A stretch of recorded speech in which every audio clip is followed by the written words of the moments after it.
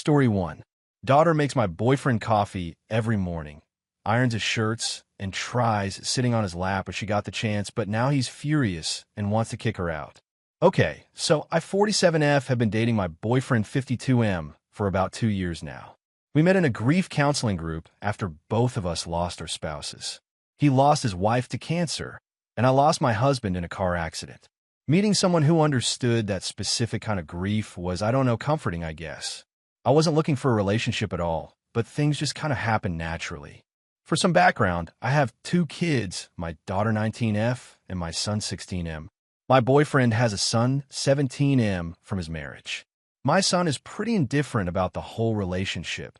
Typical teenage boy who just grunts when asked anything and spends most of his time playing video games or hanging out with his friends. My boyfriend's son is actually really sweet, though. When we first started dating, I was worried about how all the kids would get along, but it's been surprisingly okay. The boys don't hang out much since they have different interests. My son is into gaming, and my boyfriend's son is more into sports, but they're civil, which is honestly all I can ask for at this point. I should probably mention that I'm a massage therapist, been doing it for about 15 years now, and my boyfriend is a funeral director. I know that sounds like a weird combo, but it works for us. He jokes that I handle the living bodies, and he handles the dead ones. Dark humor, I know, but when you've both been through the shit we have, you find humor where you can. Everything in this relationship has been great so far. Our kids get along well enough. We have similar values about money and raising kids, and we both understand each other's need for space sometimes. He's incredibly intelligent, like chess champion level smart, and speaks 6 different languages: English, French, German, Spanish, Italian, and he's learning Mandarin. I still don't understand how someone so smart can be so clueless about some things, like when he leaves his laptop open when he goes to the bathroom, and I can see he's been looking at engagement rings, LOL. Being a funeral director is actually perfect for him. He's very respectful and compassionate with grieving families, and I think his own experience with loss makes him especially good at his job. It's not the kind of profession most people would choose, but he says it helps him feel like he's providing comfort during people's worst moments, which I can respect. We started off taking things really slow. For the first 6 months, we didn't even tell our kids we were dating. We just met up for coffee after our group sessions, then gradually started doing dinner, movies, that sort of thing. We were both careful not to introduce each other to our kids until we were sure this was something serious. I think that was the right approach, especially considering how fragile everyone was after losing a parent/spouse. Anyway, this is where things get weird and why I'm posting here. My daughter absolutely adores my boyfriend. When we first started dating for real and I introduced them, I was honestly surprised how quickly they hit it off because she's extremely shy and took her dad's death really hard. She barely spoke to anyone for months after it happened. Even before his death, she was always more of a daddy's girl, and we had the usual mother-daughter tensions through her teen years. But with my boyfriend, she was actually talking and smiling again within minutes of meeting him. I didn't want to question it because I was just relieved to see her coming out of her shell, but as time went on, I started noticing some stuff that made me uncomfortable. For starters, on Valentine's Day this year, he got me a beautiful bouquet of flowers, which was expected, but then he also got a single rose for my daughter. She still has it hanging upside down in her room to preserve it. At the time, I thought it was sweet that he was including her in a holiday, but now it sits weird with me. Like, who gives Valentine's gifts to their girlfriend's daughter?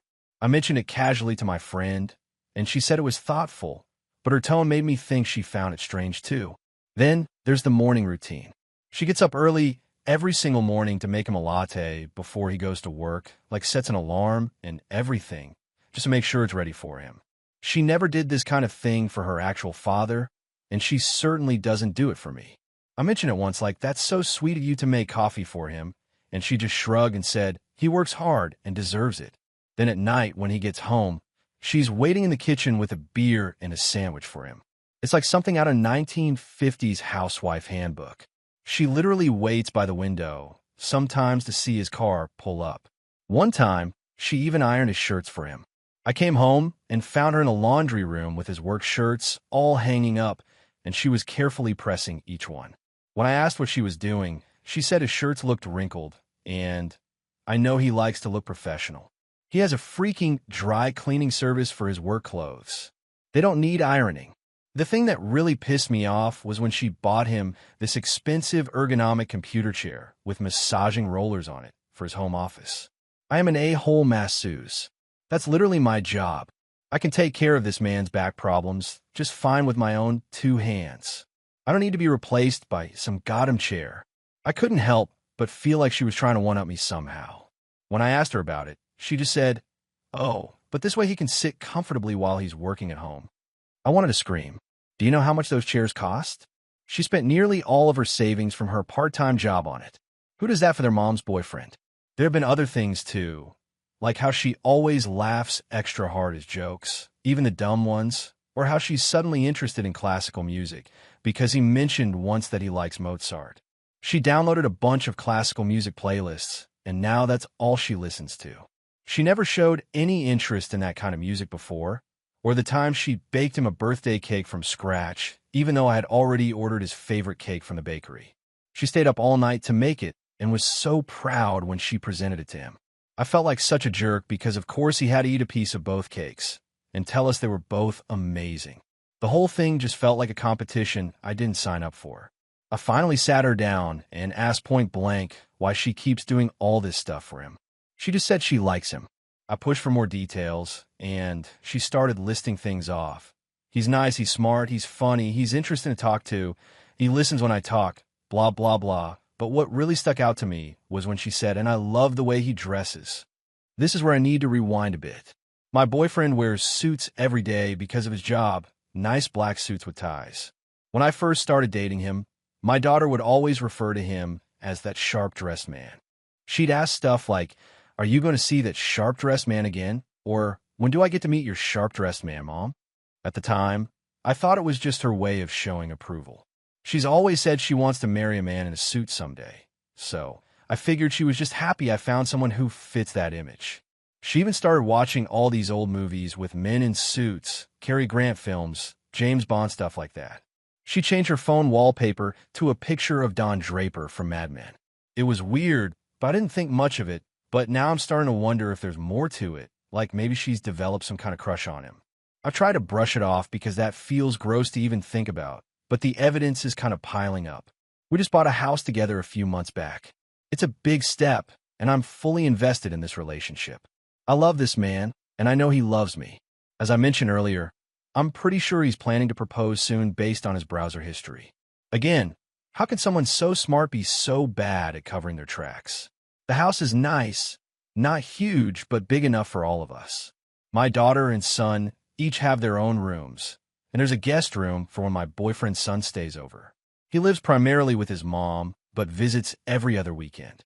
We've been slowly making it our own, painting and getting new furniture and all that stuff. My boyfriend and I are sharing the master bedroom, of course. Shortly after we moved in, my daughter started finding reasons to knock on our bedroom door in the evenings. She'd ask random questions that could definitely wait until morning, or say she heard a noise and wanted to check if we heard it too. It got to the point where my boyfriend joked about putting a do not disturb sign on the door. I laughed it off, but it was starting to get annoying. Then there was the time she accidentally walked in on him in the bathroom. He was just washing his hands, thank God, but she didn't apologize or seem embarrassed at all, just stood there for a moment before saying, "Oh, sorry," in a way that didn't sound sorry at all. When I brought it up later, she claimed the door wasn't fully closed and she didn't realize he was in there, but our bathroom door sticks a bit, so you have to pull hard to close it. There's no way it wasn't obvious someone was in there. Anyway, this all came to a head last night. We were watching a movie in the living room, me, my boyfriend, and my daughter. My son was at a friend's house for some gaming thing. My daughter went to the kitchen to get drinks for everyone, and when she came back, she handed my boyfriend his beer and then tried to sit in his lap. I say tried because my boyfriend immediately pushed her off and told her in this really angry voice that what she did was completely inappropriate. They both looked completely shocked, him at what she did, and heard his reaction. Then he just stormed upstairs to our bedroom. I followed him up to talk about what happened. He was pissed, like more angry than I've ever seen him. He started saying that my daughter should start looking for somewhere else to stay, that this had been building for a while, and that he wasn't comfortable having her in the house anymore. He said there had been other incidents I hadn't noticed where she'd get too close to him or touch his arm or shoulder unnecessarily. I panicked and told him about the sharp dress man thing and suggested that maybe if he just wore normal clothes outside of work, she wouldn't act so weird around him. I said maybe the suits were giving her the wrong idea or something. He told me I was being ridiculous and turned away from me. We went to bed without resolving anything. This morning, I tried to make him breakfast as a peace offering, but he just left, said he was going to McDonald's instead. He texted me from the parking lot saying we're going to have a serious talk when he gets home. I don't know what to think or do. I don't want to lose him, but I don't want my daughter to be kicked out either. I know suggesting he change his clothes was stupid, but I was desperate, and it just came out. Am I the a-hole here? Should I have noticed this weird behavior sooner? What do I even do now? Update. My phone has been buzzing nonstop with notifications thanks to everyone who commented, even the ones calling me a cheating wife. I probably deserve that. A lot of you jumped to some pretty wild conclusions. No, my boyfriend isn't sleeping with my daughter. No, he hasn't been grooming her. And for those of you saying I'm in denial, well, you were partially right, but not in the way you think. Before I get into what happened, I want to address some of the comments. Yes, I realize now that suggesting he change how he dresses was a stupid thing to say. I was panicking, and it just came out.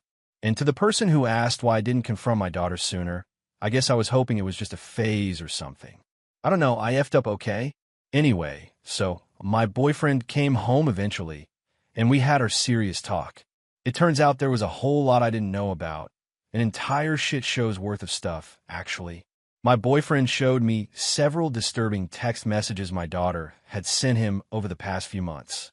Nothing explicitly sexual or propositioning, but weird stuff like I miss you sent at 2 a.m. or are you awake? Followed by a bunch of messages about how she can't sleep and wishes she had someone to talk to. There were also messages like, you look nice today, and thanks for listening to me yesterday. No one understands me like you do. He showed me how he always responded appropriately with stuff like, you should try to get some sleep, or I'm glad we could talk, but remember your mom is always there for you too. He never encouraged anything inappropriate, which was a relief to see, but that wasn't even the worst part. Apparently, my daughter had confided in him about a close friendship she had with her basketball coach right after her dad died. From what my boyfriend told me, this friendship was extremely inappropriate and likely involved some form of grooming or abuse. The coach was in his 30s and would text her at all hours, drive her home from practice, and give her special attention. She was 17 at the time, so technically still a minor. My boyfriend kept this secret because my daughter begged him not to tell me, and he didn't want to break her trust when she was already vulnerable. I was incredibly hurt hearing all this. I mean, I'm her mother. I should have been the one she came to with this, but at the same time, I understand why she might have felt more comfortable talking to someone else, especially a male figure she trusted, and I get why my boyfriend didn't tell me. He was in an impossible position. Break her trust when she was finally opening up to someone, or keep something important from me. According to my boyfriend, my daughter has basically been treating him like a private therapist for months. He said he thought all the favors, the coffee, the beer, the chair, were just her way of showing gratitude for lending an ear. He didn't realize she might have developed inappropriate feelings until the lap incident. He said he should have seen the signs earlier, but he was trying so hard to be a supportive figure in her life that he missed the warning signals. As we talked more, other things started to make sense, like how she would always find ways to get him alone to talk, offering to help him with yard work, or asking questions about his job when I wasn't around. He said he thought she was just interested in getting to know him better, but now he realizes she was creating opportunities for one-on-one time. He apologized for jumping straight to kicking her out and admitted he reacted from shock and discomfort. He said he doesn't actually want her to leave, but he does think we need to establish some firm boundaries and maybe get her some professional help. I apologize too for the stupid comments about his suits. It was a comment made out of denial and panic, and I feel like an idiot for suggesting something so ridiculous. Of course, his clothes aren't the problem. I was just grasping at straws because I didn't want to face the real issue.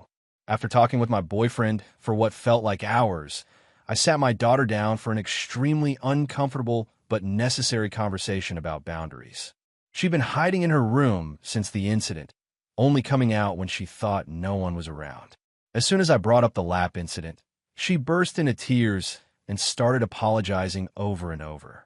She swore she didn't mean anything weird by it, and that she just felt comfortable around him. I asked her directly if she had feelings for him, and she got defensive, saying, "Ew, no, that's gross, he's old." But her face was bright red, and she couldn't look me in the eye. I explained that regardless of her intentions, sitting on a grown man's lap at her age was inappropriate, especially when that man is her mother's boyfriend. I told her that some of her other behaviors had been making both of us uncomfortable too. She just kept crying and saying she was sorry. I didn't tell her that I know about the basketball coach because I don't want her to feel betrayed by my boyfriend. I'm hoping a professional will be able to help her talk about it in a more controlled environment because, yes, therapy is happening. I should have insisted on it right after her father died, but both my kids said they didn't want it, and I didn't want to force it on them. That was clearly a mistake. When I suggested therapy, she actually seemed relieved. She admitted she's been having trouble sleeping and thinking clearly since her dad died.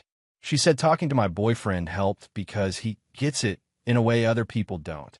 I told her I understand the connection, but that there are proper boundaries that need to be respected. She nodded and agreed to go to therapy. I did ask her about the suit thing, just out of curiosity. She got this dreamy look on her face and said, "Dad never dressed up. He was always in t-shirts and jeans. I just think men in suits look more, I don't know, together, like they have their life figured out." It was actually kind of sad to hear. I think she's been looking for someone to replace her dad, and my boyfriend's professional appearance gave her this false idea of security or something. But so help me God, if that basketball coach ever shows his face in her hometown again and my daughter asks why I'm in jail, I guess I'll have to tell her then that I know all about what happened. For now, though, her healing is my priority. And yes, I did look him up to make sure he's not still coaching at her old school. He's not, thank God. Apparently, he moved to another state, probably running from something, the sick bastard. My boyfriend and I have made up, and no one is getting kicked out of the house, but things are still pretty awkward. My daughter has basically quarantined herself in the basement. She only comes up for food when no one else is around. When she does see my boyfriend, she practically runs in the other direction. It's uncomfortable, but probably necessary for now. My son remains completely oblivious to all of this drama. He asked why everyone was being weird at dinner the other night, and I just told him we had a disagreement. He shrugged and went back to his phone. Sometimes I envy teenage boys and their ability to ignore emotional tension. My boyfriend is trying to give my daughter space while still being supportive, which is a tough balance to strike. He suggested that for now, he only have serious conversations with her when I'm present to avoid any misunderstandings. I think that's smart for now. We all just need some time and space to process everything. My boyfriend has already helped me find some good therapists in our area who specialize in grief and trauma. I've scheduled an appointment for next week. I don't know how this is all going to play out, and it still feels like walking on eggshells around here, but at least everything is out in the open now, well, almost everything. As for my relationship, we're taking things one day at a time. The ring shopping is probably on hold for a while, and that's okay. We need to make sure our blended family is on solid ground before taking that next step. Thanks for the reality check. I guess I'll update again if anything major changes, but honestly, I'm hoping for some boring normalcy for a while, just regular family stuff like arguing over whose turn it is to do the dishes or what movie to watch on Friday night. Edit. Thank you for all the supportive comments. For those asking about my daughter's friends, yes, she has a few close friends from high school, but they all went to different colleges, so they don't see each other as much anymore. She's taking online classes from the community college while working part-time at a coffee shop, so she's not meeting many new people. That's another issue we need to address, getting her more involved with people her own age. And no, I haven't confronted the basketball coach and don't plan to. As much as I'd like to destroy him, my focus needs to be on my daughter's healing right now. Maybe someday, when she's ready, we can talk about reporting him, but I'm not going to force that before she's ready to deal with it. And thank you to the person who suggested family game nights as a way to ease the tension. We actually tried that last night, just a simple card game, and it was still awkward, but better than everyone avoiding each other. Baby steps, I guess. Now on to the next story. Story 2. If you're enjoying this story so far, hit that like button and consider subscribing for more. Husband was acting weird with my flirty best friend in a birthday party, so I accuse him of cheating. I 31F, have a deep suspicion that there is something weird going on between my husband, 33M, and my best friend Maria, 30F. My husband feels I'm just seeing things and is mad at me that I do not trust him enough. Please tell me if what is going on is just in my head or if you also find the situation from last weekend suspicious. Maria, and I've been best friends since college. She has always been very outgoing, while I am more of an introvert. Maria was always a bit promiscuous and loved drama. She had a lot of boyfriends/hookups in college. She is also very beautiful, and I always felt invisible when I was around her. I have weight issues and always felt overshadowed by her. I was always very shy, and my husband was the first person I ever dated. Maria always teased me that I had only been with one guy in my life. As we have grown older, Maria is still yet to be in a real long-term relationship. I feel that things have reversed now, and she keeps on telling me how lucky I am to have such an ambitious and reliable husband by my side. Around 6 months ago, my husband came to me and told me that he felt Maria was trying to flirt with him. He does not like Maria, but tolerates her for me. During one of the dinner parties, Maria was acting very flirty around my husband. She was just laughing extra loudly at all his jokes, complimenting his fitness, and touching him on the shoulders and arms. My husband told me that he felt uncomfortable with her behavior and asked me to talk to Maria. I was pissed off and talked to Maria. She got angry at me and said that she had known my husband for over a decade, and he's like a brother to her. She felt my husband was trying to destroy our friendship because he did not like her. I felt she was genuine and let it go. Maria soon joined our gym because she wanted to take yoga classes with me. However, she spent more time in the weights room where my husband is. Again, my husband made comments about how she is always half naked in the gym and asked him to spot her. Maria complained that my husband is being rude and unhelpful to her. I again took her side and told my husband to be helpful and nice to her, as she is my best friend. My husband said he would make more effort. I slowly started seeing them getting more and more friendly and working out together. I wanted to be cool, but felt jealous. So now to what happened last weekend. Maria invited a bunch of her friends for a birthday party at her apartment. There were 7 guests there, including my husband and I. Maria kept on pushing tequila shots on all of us.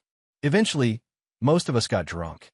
Maria was sitting next to my husband and was being very flirty with him, but I could see my husband not reciprocating, so I didn't care. Maria insisted we stay back at her place, and my husband and I slept in the guest bedroom.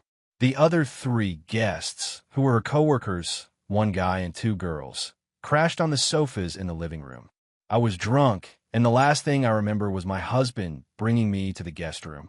When I woke up in the middle of the night, I was alone in bed. I could hear some moaning noises from outside. I quickly started looking for my phone in the dark. In that process, I dropped something from a nightstand on the floor. The noises stopped, and I heard a door open and close outside. I quickly got up to see where my husband was. When I reached the hallway, I saw my husband just in his jeans with no shirt on. I asked him where he was, and he said he went to the restroom and asked if I was okay. I said yes, and he came and slept next to me. He was sweaty. I asked him where his shirt was, and he said that the heater was too high and he felt hot. His t-shirt was on a chair next to the bed. I lay down, but I was barely able to sleep after that. I got up early and went into Maria's room, and she was sleeping alone, naked. I told her we were taking off, and she got up to see us off. I kept this all to myself, and when we reached home and my husband went to take a shower, I immediately checked his phone. I could not find any messages between him and Maria. I spent the whole day thinking about it, and finally confronted my husband regarding it at night. He was pretty angry at me and told me that he hates Maria, and the only reason he tolerates Maria is because of me. I told him about the moaning noises, and he said he also heard the same when he went to the restroom, but thought they were coming from the living room. He is still angry at me that I can accuse him of something so horrible, and has told me that if I am really that insecure, I should cut off my friendship with Maria. He also told me that he was never going to be in the same room as Maria ever again. I have no idea what to do. On one hand, I know my husband would never cheat on me, but it's just impossible to get the doubts out of my head. I keep on picturing my husband and Maria together in her bed. Am I wrong to confront my husband and accuse him of cheating just because of what I saw and not having any real proof? How'd I know what happened? If I confront Maria and accuse her, she's also going to be equally mad at me. I don't know her coworker friends well enough to trust what they say. I just feel stupid for trying to push for friendship between my husband and Maria. Please help. Now for some comments. Comment: Maria isn't your best friend. I say that sincerely, as someone else who had best friends my whole life who were similar to Maria. I had a best friend like this who was prettier, funnier, more outgoing, better with men, everything in college. My boyfriend also didn't like her. She also tried to flirt with him. I also worried about this. I was wrong. My boyfriend didn't cheat on me, and it's unlikely your husband cheated on you with her if he dislikes her so much. Much more likely, his story is correct that he was hot and took his shirt off. Drinking makes you feel hot on top of having a heater on and sleeping. Listen, as someone who has been through this, put some distance between yourself and Maria. You don't have to cut her out 100%, but maybe take her down to about 20%. But we've been through so much together. Yeah, I know. But what's even better than that is having friends who you aren't worried want to steal your husband. Judgment. Maria is an awe. Husband is NTA. You are to be determined. Take this as a chance to apologize and move on. Opie. Thanks. Needless to say, I will increase our distance from Maria. I feel threatened by her, especially since I see her flirting with my husband, and I am not okay. She does the same thing with most other men, and hence I always chalked her behavior to this is how she is. I hope what you are saying is true about my husband. I feel the fact that I just can't get it out of my head, and it's been almost 5 days since the incident, makes me very anxious. I have apologized to my husband, and it says it's okay, but I can see he is still angry at me. Update March 1st, 13th, 2024. I had posted about a month ago regarding suspecting my husband and my best friend Maria sleeping together while I was drunk and passed out in another room. A lot happened during the last month, and my mental health is at its lowest due to the betrayals. However, I think I now know what happened that night. I am sorry for the long post. So, the day after my husband and I stayed at Maria's house for her birthday party, I was unable to shake the feeling that something happened between them. I am not proud, but I checked my husband's phone and all his messaging apps. I only found a brief chat between my husband and Maria on Facebook Messenger. Maria thanked my husband for coming to her birthday party and for such a great night. She sent him a photo of them hugging at the end of the night after I was asleep. My husband told Maria that I suspected that something happened between them and asked her to talk to me. Maria told him that she would talk to me. Maria called me the next day and told me that I was crazy and she would never think of doing such a thing to me. She sounded convincing, but I just couldn't shake the gut feeling that something happened. I told her why I suspected them, and she called me crazy and that my head was making up stuff that did not exist. I also mentioned that I saw her photo with my husband after I was asleep, and she should have kept her distance from him. I decided to distance myself from her, as I no longer trusted her as a friend. We also changed the times we went to the gym so that we don't run into her. After a week or so, she messaged my husband on Facebook Messenger that they should tell me the whole truth. My husband kept on asking her what she was talking about, but she kept on telling him that she felt guilty. My husband came to me and told me that Maria is sending messages to him, and he is not sure what she is inferring. He kept on assuring me that nothing happened between them that night. I told him that I read their secret chats on Facebook Messenger. He gaslighted me, calling me insecure, and that Maria was trying to play with my head. I finally decided to go to Maria's house and ask her what was going on. Maria initially kept on saying that she did not want to talk about it. However, finally, she broke down and told me what happened. She told me that during the night of the birthday party, my husband kept on staring at her. After they realized I was too drunk, he took me to the bedroom and again went back to the living room. At this point, he was sitting next to Maria and kept on touching her legs playfully. Maria was also very drunk, and they decided to call a night in 30 minutes. Maria said that my husband followed her to her room, and he started undressing her, and they were intimate together. She told me that she was too drunk to consent to anything and felt like he essayed her. She kept quiet to keep peace, but it was bugging her from inside. I asked her if she was sure she was too drunk that night, and she said that although she was drunk, she remembers all the details. I confronted my husband, But he still kept on telling me that what he was telling was the truth and Maria never liked him and was playing me for a fool. He was so angry at me that he left the house and is currently living in a hotel nearby. He keeps on calling me and asking me to trust him, but I don't know how I can trust him now. I never expected him to do such a thing. Maria has also been trying to talk to me and asking me to be there to support her. However, I do not know if I can look at either one of them. I am just going to try and cope with the situation and plan to go and live with my parents for a few days until my husband and I agree about our future. I know you all thought I was crazy in the previous post, but I knew in my gut that something was wrong and never expected my life to suddenly come to this point. Now for some comments. Comment: if you're looking for some honesty, have you noticed that your friend's version of the story just so happens to make your husband look like the bad guy and her completely innocent and a victim? After her messaging that they should come clean and that she feels bad, which one is it? Does she feel bad about what she did or was just a victim? Opie: the thing is, I don't know what to believe. On one hand, I trust my husband. However, my mind just won't let go of the image of them hooking up that night, and it haunts me like a nightmare. How would I even know who is telling the truth? I'm just going mad at this point trying to think of every small detail that I might be missing. I have told my husband I need some time, and he understands. However, he also asks how can he prove something that never happened. Update March 2nd, 2024. I posted about my husband and my best friend Maria having an affair, although I did not have any solid proof that anything happened. My friend came clean and told me that my husband essayed at her while she was drunk. I initially did not know who to believe and thought my friend was telling the truth. My husband was upset that I did not trust him and left the house to stay at a hotel.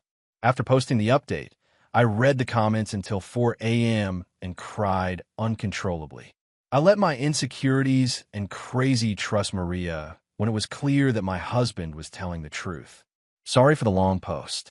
You helped me so much and might have saved my life. I am mentally unstable, but that does not mean I need it in my life. I was not always insecure. When I met my husband a decade ago, we were both overweight. He never cared about my weight as long as I was happy. A year before we married, I had an idea where we lose weight before our wedding date.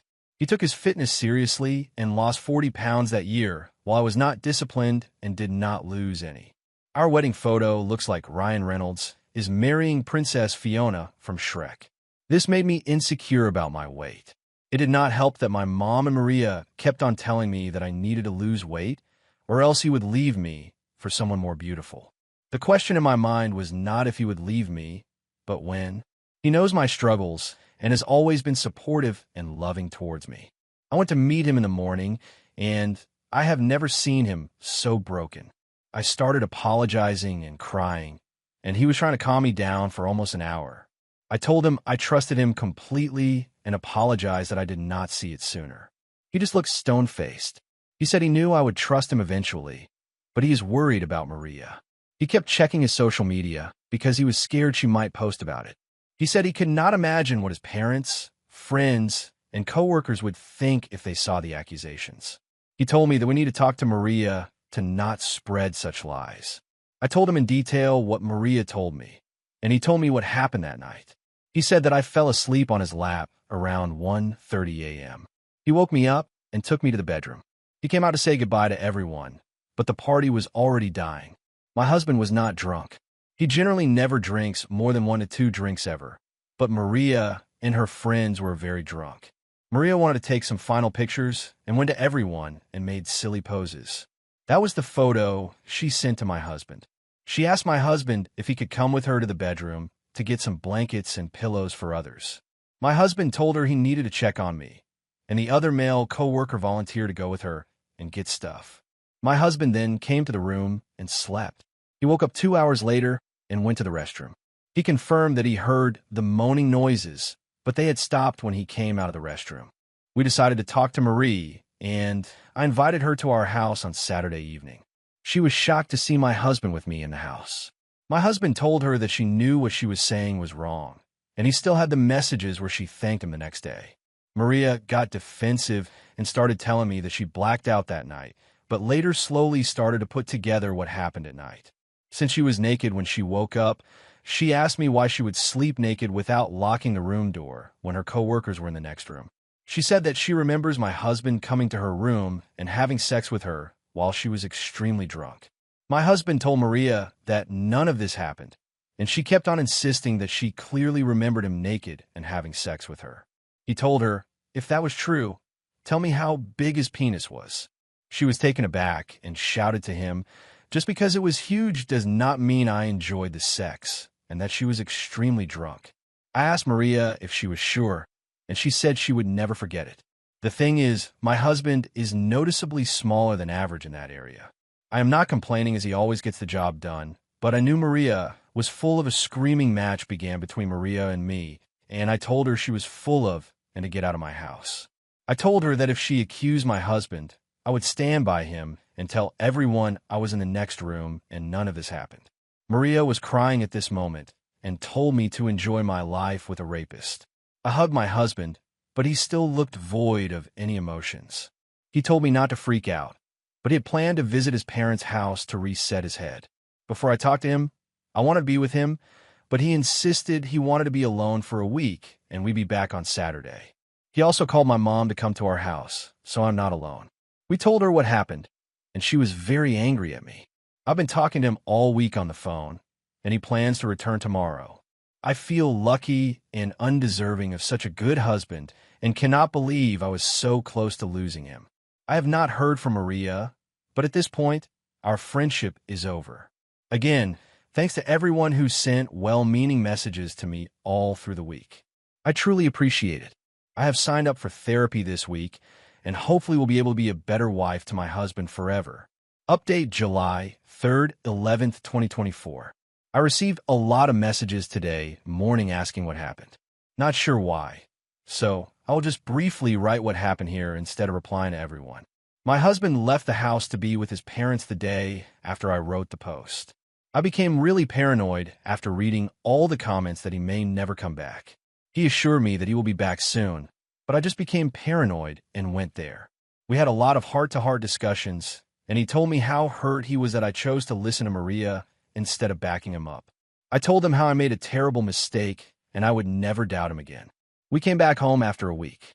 After coming home, my husband and I still kept on talking about the incident. Maria went no contact with us for a week and then suddenly started calling me and messaging me if she could meet me.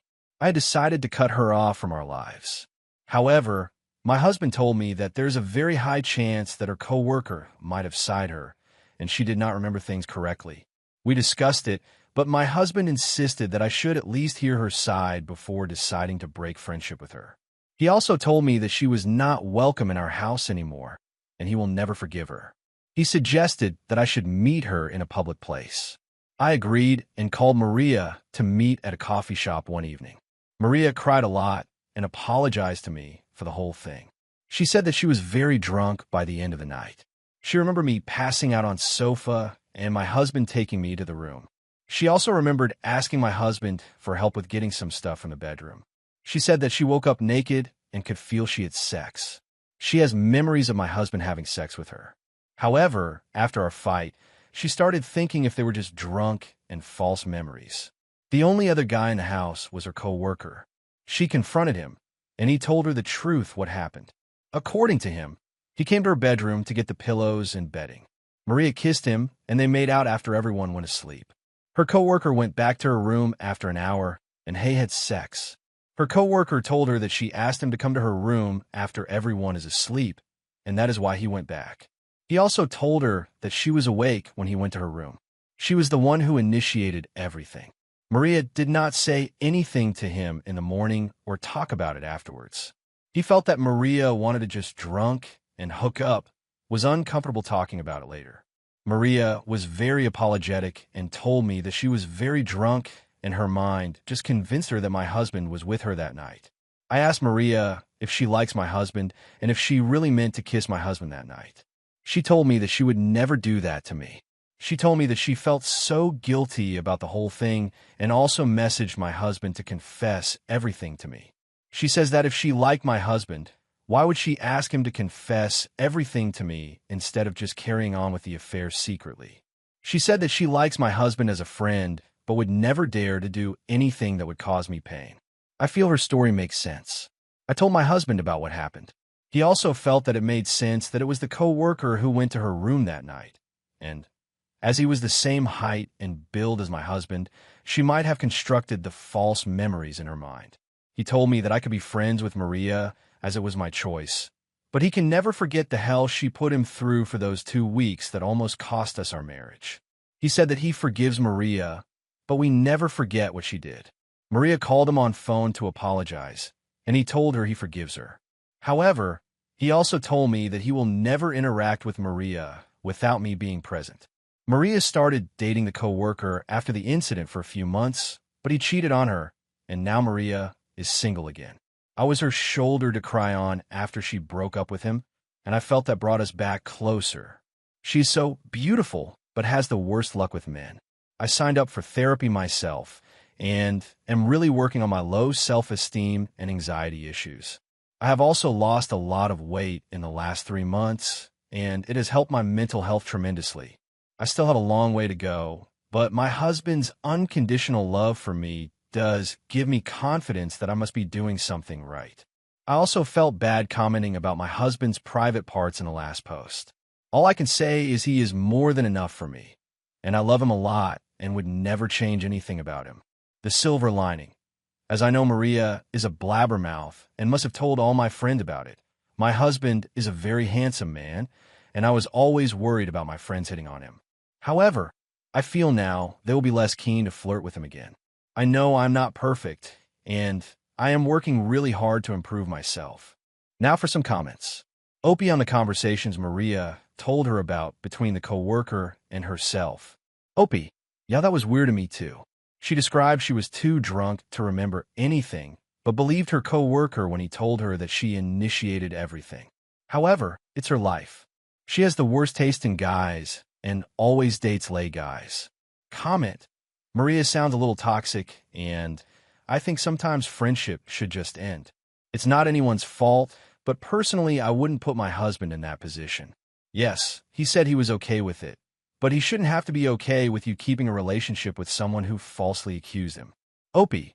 Yes, my husband does not hang out with Maria in gym or other places anymore. In fact, he has only seen her once in person at my parents' place where Maria was also invited.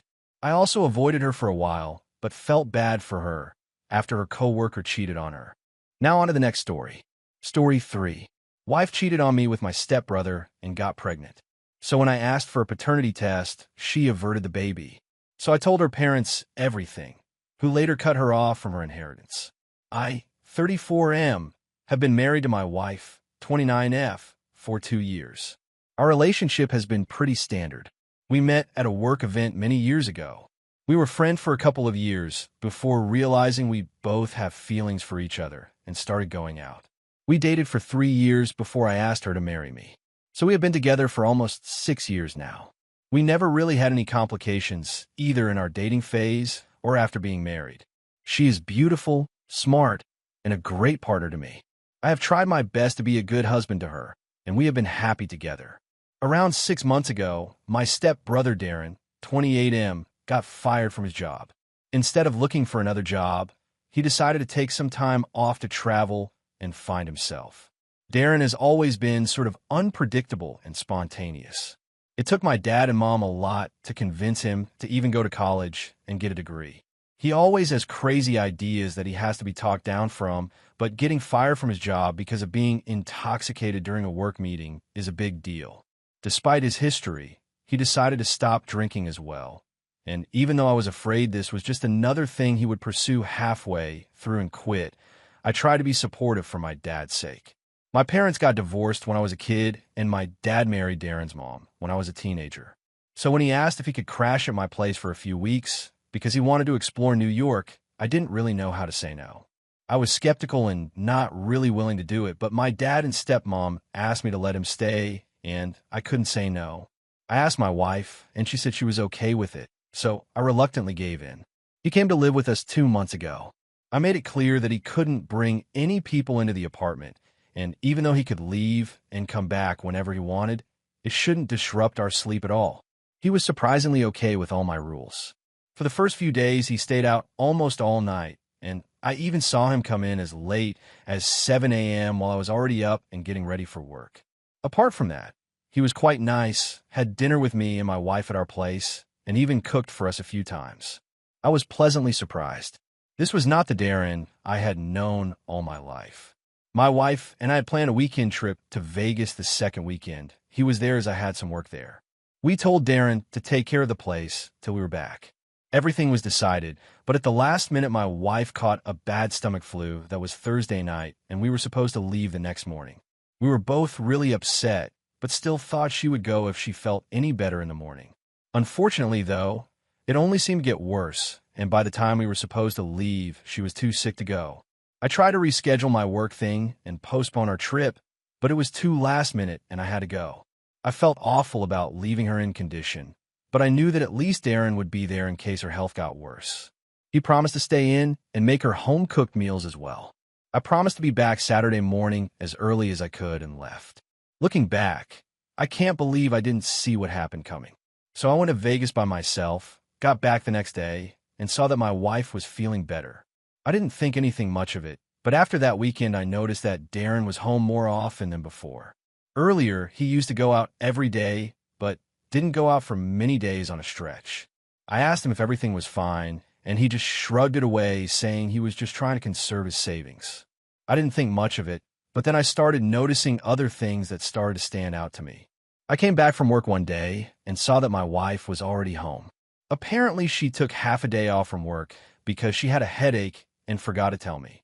Another time I was home early from work and Darren and my wife entered the house together.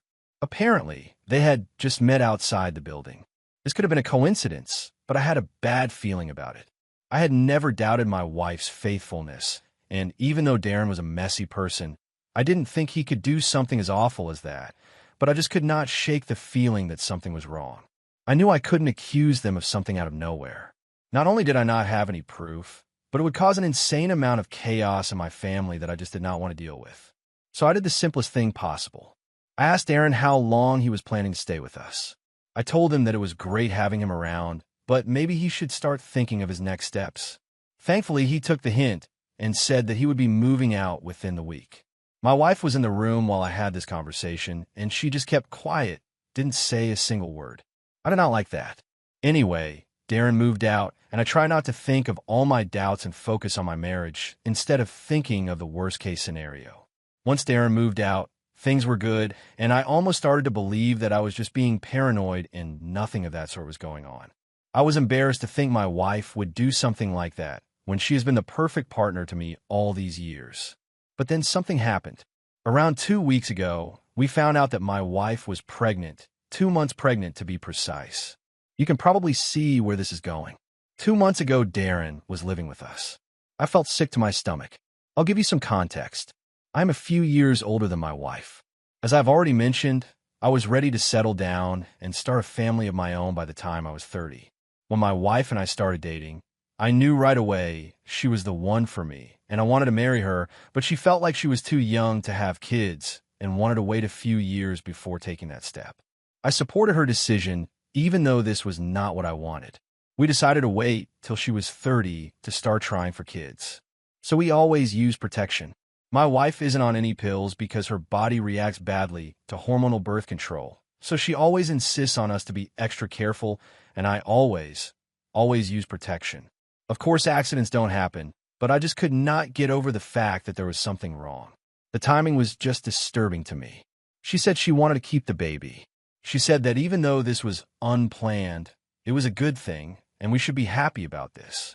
I have wanted kids for a long time, so under different circumstances I would be on cloud 9, but I was in total agony.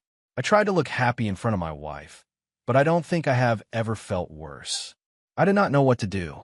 I could not talk to any of my friends about it, because I didn't want anyone to judge me, but I just could not shake the negative thoughts and feelings away. After around a week of living in complete agony, I realized I couldn't just live like that. I had to confront my wife. I knew that this could have a disastrous impact on our marriage, and if I ended up being wrong, she might never forgive me, but I kept thinking of the worst, and the possibility of her being pregnant with my own stepbrother's baby was nauseating. We went to our first checkup, and we got some blood work and tests done, but all I could feel was a sense of complete devastation. I couldn't bear it, so I prepared myself for the worst and decided to talk to her. Around a week ago, while having dinner, I told her that I had to talk to her about something very important. She wanted to know right away. I was terrified, but tried to be as direct as possible. I told her that I was sorry for feeling this way, but asked her if it really was my baby she was pregnant with. She seemed shocked at my question. Her whole face turned red, and she started screaming about how I was a monster for accusing her of something so awful and how she has always been faithful to me. She asked me where all this was even coming from, and I told her that it was just too much of a coincidence that she was 2 months pregnant after it had been 2 months since Darren left. This made her even angrier, and she started shouting even more. I could see that this was becoming ugly and tried my best to calm her down and make her listen to me. I explained to her that it was painful for me to live with these doubts, and I wished I didn't have them, and told her about the things that happened during Darren's stay that made me think that something was wrong. She seemed to calm down a bit and told me that she understood that I had doubts, but I needed to trust her and in our marriage. I felt terrible, but I told her that I wished I could just erase these thoughts.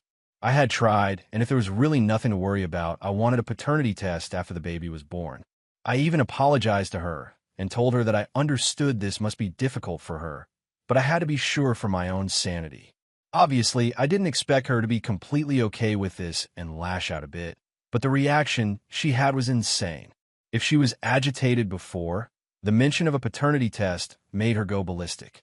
She told me that I was cruel, and she couldn't believe that I would make her go through something so humiliating over my crazy thoughts. I tried to keep calm, but honestly, seeing her be so against it just made me feel like my doubts were true, and I was getting angry. I told her that this was an ultimatum, and if she didn't agree with it, I don't think we can be together. This seemed to calm her down a bit, and she said she needed time to think about it. We slept in separate rooms that night. The next morning, we didn't say a word to each other and went to work. I spent the whole day at work thinking about what happened and imagining the worst-case scenario to be the truth. The rest of the week was spent like that. She would come back late at night and refuse to speak to me. Every single time I tried to talk to her, she would get really agitated, so I stopped. I didn't know that she was just planning her next move. Last Thursday, I woke up in the morning and realized that she didn't come home last night. I texted her several times, but she wouldn't get back to me. I had to go to work, but was so upset that I could not continue working and went home early. I spent hours waiting for her to come home, but when she didn't turn up past 9 p.m. and still wouldn't answer my calls, I got extremely worried about her. I didn't know what else to do, so I called up her assistant at work to ask about her. To my surprise, I was told that she had taken 2 personal days and hadn't been to work. Her assistant seemed surprised that I didn't know about this. I was extremely worried at that point and called up a few of her friends to ask if she was with any of them.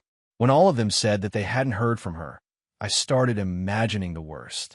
I was terrified that something happened to her or that she had left me. As a last resort, I called my MIL to ask if she was with them. She wasn't, but my MIL got very worried to hear that she had disappeared for 2 days. She said she would try to reach her and let me know if there was any news. We decided to call 911 if she was still unavailable. I spent the next half an hour in utter panic, but then I got a call from my wife. She said that she was perfectly fine and needed some time to fix things, and I didn't have to involve her mother and stress her out for no reason. She sounded completely nonchalant and even annoyed. The fact that she showed no concern for stressing me out made me angry, but I controlled myself and asked her where she was and when she was coming back. She said that she would be back the next morning and hung up. I went to bed frustrated and extremely upset. I even thought of taking some time away from her. Little did I know what was in store for me. She woke me up the next morning and seemed unusually happy. I asked her about where she was yesterday, and she said she was fixing a problem. What she said next was wilder than anything I could have imagined, and trust me when I say I'd spent weeks thinking of everything that could go wrong. I asked her what she meant, and she said that this pregnancy was putting stupid doubts in my mind and destroying our marriage. So she decided to save our marriage and got an abortion. She looked directly into my eyes and said that now I had no reason to doubt her loyalty and we could have a fresh start for our marriage. I was flabbergasted. I think this is the first time in my life that I have actually used this word and meant it. I just looked at her and asked her if she was joking, and she said she was completely serious and hoped that I could relax now and not let silly doubts bother me anymore. That was my breaking point. I stared at her for a few more minutes, got up, and left. I was afraid that I would have some sort of mental breakdown if I spent a second more in her presence. She started to follow me, but I told her to stay away from me if she didn't want trouble. I suppose my tone was serious enough to stop her. On the way out of the building, I called my lawyer and told her that I was divorcing my wife and she needed to start the paperwork as soon as possible. I told her that we needed to make sure she didn't get a penny of my money and set up a meeting for the next morning. I didn't know how exactly things would go, but I knew what to do. I called Darren and asked where he was. He said he was somewhere in Atlanta. I told him that I was divorcing my wife and asked him not to waste my time and just admit that they slept together. He stayed silent for a few minutes and just apologized to me. That did it for me. I knew there was nothing else to do. I checked into a hotel for the night and braced myself for everything that I knew was coming my way. The next morning, I woke up and went straight to my lawyer and gave her all the details. The adultery, the abortion, the whole 9 yards basically. She said that even though it's difficult to get a clean divorce with no alimony unless both parties come to a mutual understanding, since my wife has a high-paying job of her own and she is definitely the one at fault here, we did have a chance. I didn't even care about the money, honestly. It was more about the principle of the matter. I was done with this woman. I couldn't believe how cold she could be. It was like I'd spent all these years with a stranger.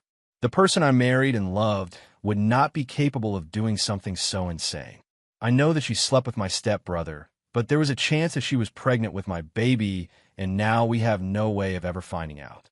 After almost 6 years into this relationship, changing my plans to accommodate her wishes and doing everything I could to be a good husband, this is what I got. I called her assistant and asked if she was at work, and she was. I asked her to not let my wife know I called and lied about planning a surprise for her. I then went home, packed up as many of her things as I could in 3 suitcases, and put them out in the hall. The next step was calling a locksmith and changing her locks. I did not want to see her. I did not want her in my home, and I did not want to see her. I then packed some of my own stuff in an overnight bag and headed back to my hotel because I didn't want to be home when she came back. By the time everything was done, it was almost 5 p.m., and I was exhausted both physically and mentally. The moment I reached my hotel, I crashed on the bed and fell asleep. I woke up to my phone ringing. It was my wife, of course, but I decided to give her the same silent treatment that she gave me the day she got the abortion behind my back. She kept calling me, and there were a million texts that I didn't bother to read. As far as I was concerned, I had nothing to say to her. After almost an hour of calling me relentlessly, she finally stopped. I thought she gave up, but then I got a text from Darren saying that she had reached out to him asking if I'd spoken to him. He told her that it was over and that I knew everything. He apologized again on text, but I couldn't care less about that. I didn't text him back either and was thinking of what to do next. The next step is where I think I might have taken a step too far, but I was heartbroken and humiliated. I didn't know what else to do. So something you should know about my wife is that she comes from a very conservative Southern family. They do things a certain way over there and had been pressuring her to have kids from the moment we got married, basically for years. I had taken her side at every family event about taking our time. I never once revealed that the only reason we weren't trying to have children was because she wanted to wait. I knew that if they found out about her cheating and having an abortion, it would not be very pleasant for her. So I decided to just be petty for once in my life and called my MIL. I calmly explained everything to her and told her that I was divorcing her daughter for violating my trust. She sounded mortified. She wouldn't believe me. I told her that Darren had already admitted to the affair, and as far as the abortion was concerned, I could show her the positive pregnancy test and the doctor's reports from our first visit. The rest, she could just ask her daughter to explain. I expected a reaction from my wife real soon, and sure enough, she was blowing up my phone in no time. I tried to wait it out, but when she refused to quit after an hour and a half of relentless calling, I finally picked up. Her reaction was as expected. She was beyond angry and said that I was wrecking her life for no reason and that she had no place to go for the night. I ignored her attempts to get a reaction out of me and told her she was free to check into any hotel of her choice and told her not to annoy me. I told her that she would be hearing from my lawyer soon, and any communication from now will be done through our lawyers. I also told her that I would get the rest of her things packed and delivered anywhere she wanted. She told me that her parents were absolutely furious with her and said that she was not welcome in their family anymore and could say goodbye to ever inheriting a cent from them. This was kind of unexpected, even by my in-laws. I expected them to be angry, but perhaps not do something this drastic. Obviously, I didn't say any of this to my wife.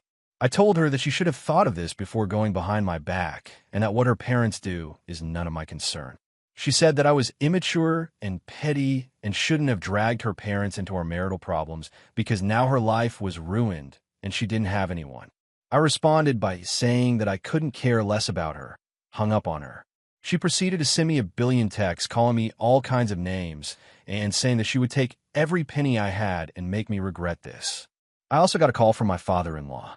He said that he was ashamed of his daughter and apologized to me for what she did. He told me that they were done letting her get away with everything and hoped that this would teach her a lesson. He asked me for the reports from our first visit, which I was more than happy to share with him. It has been a few hours since then, and my wife keeps texting me.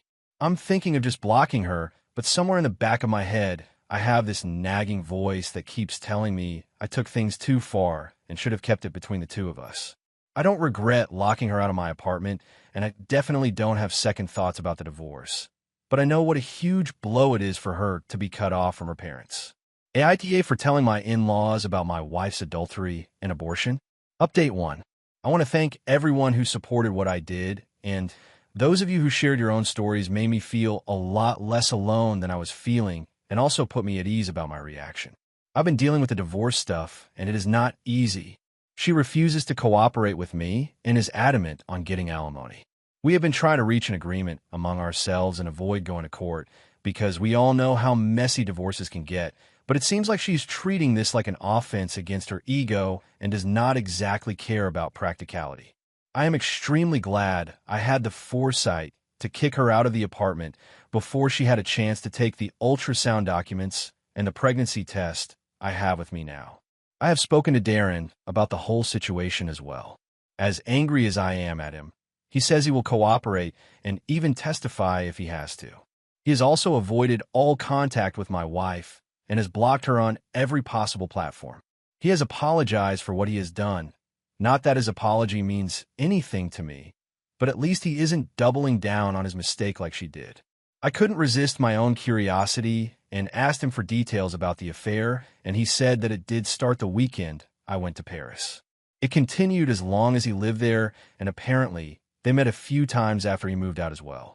He said that he had no idea about her pregnancy or her abortion. As angry as I am at him, I do need him to act right in case things go that far.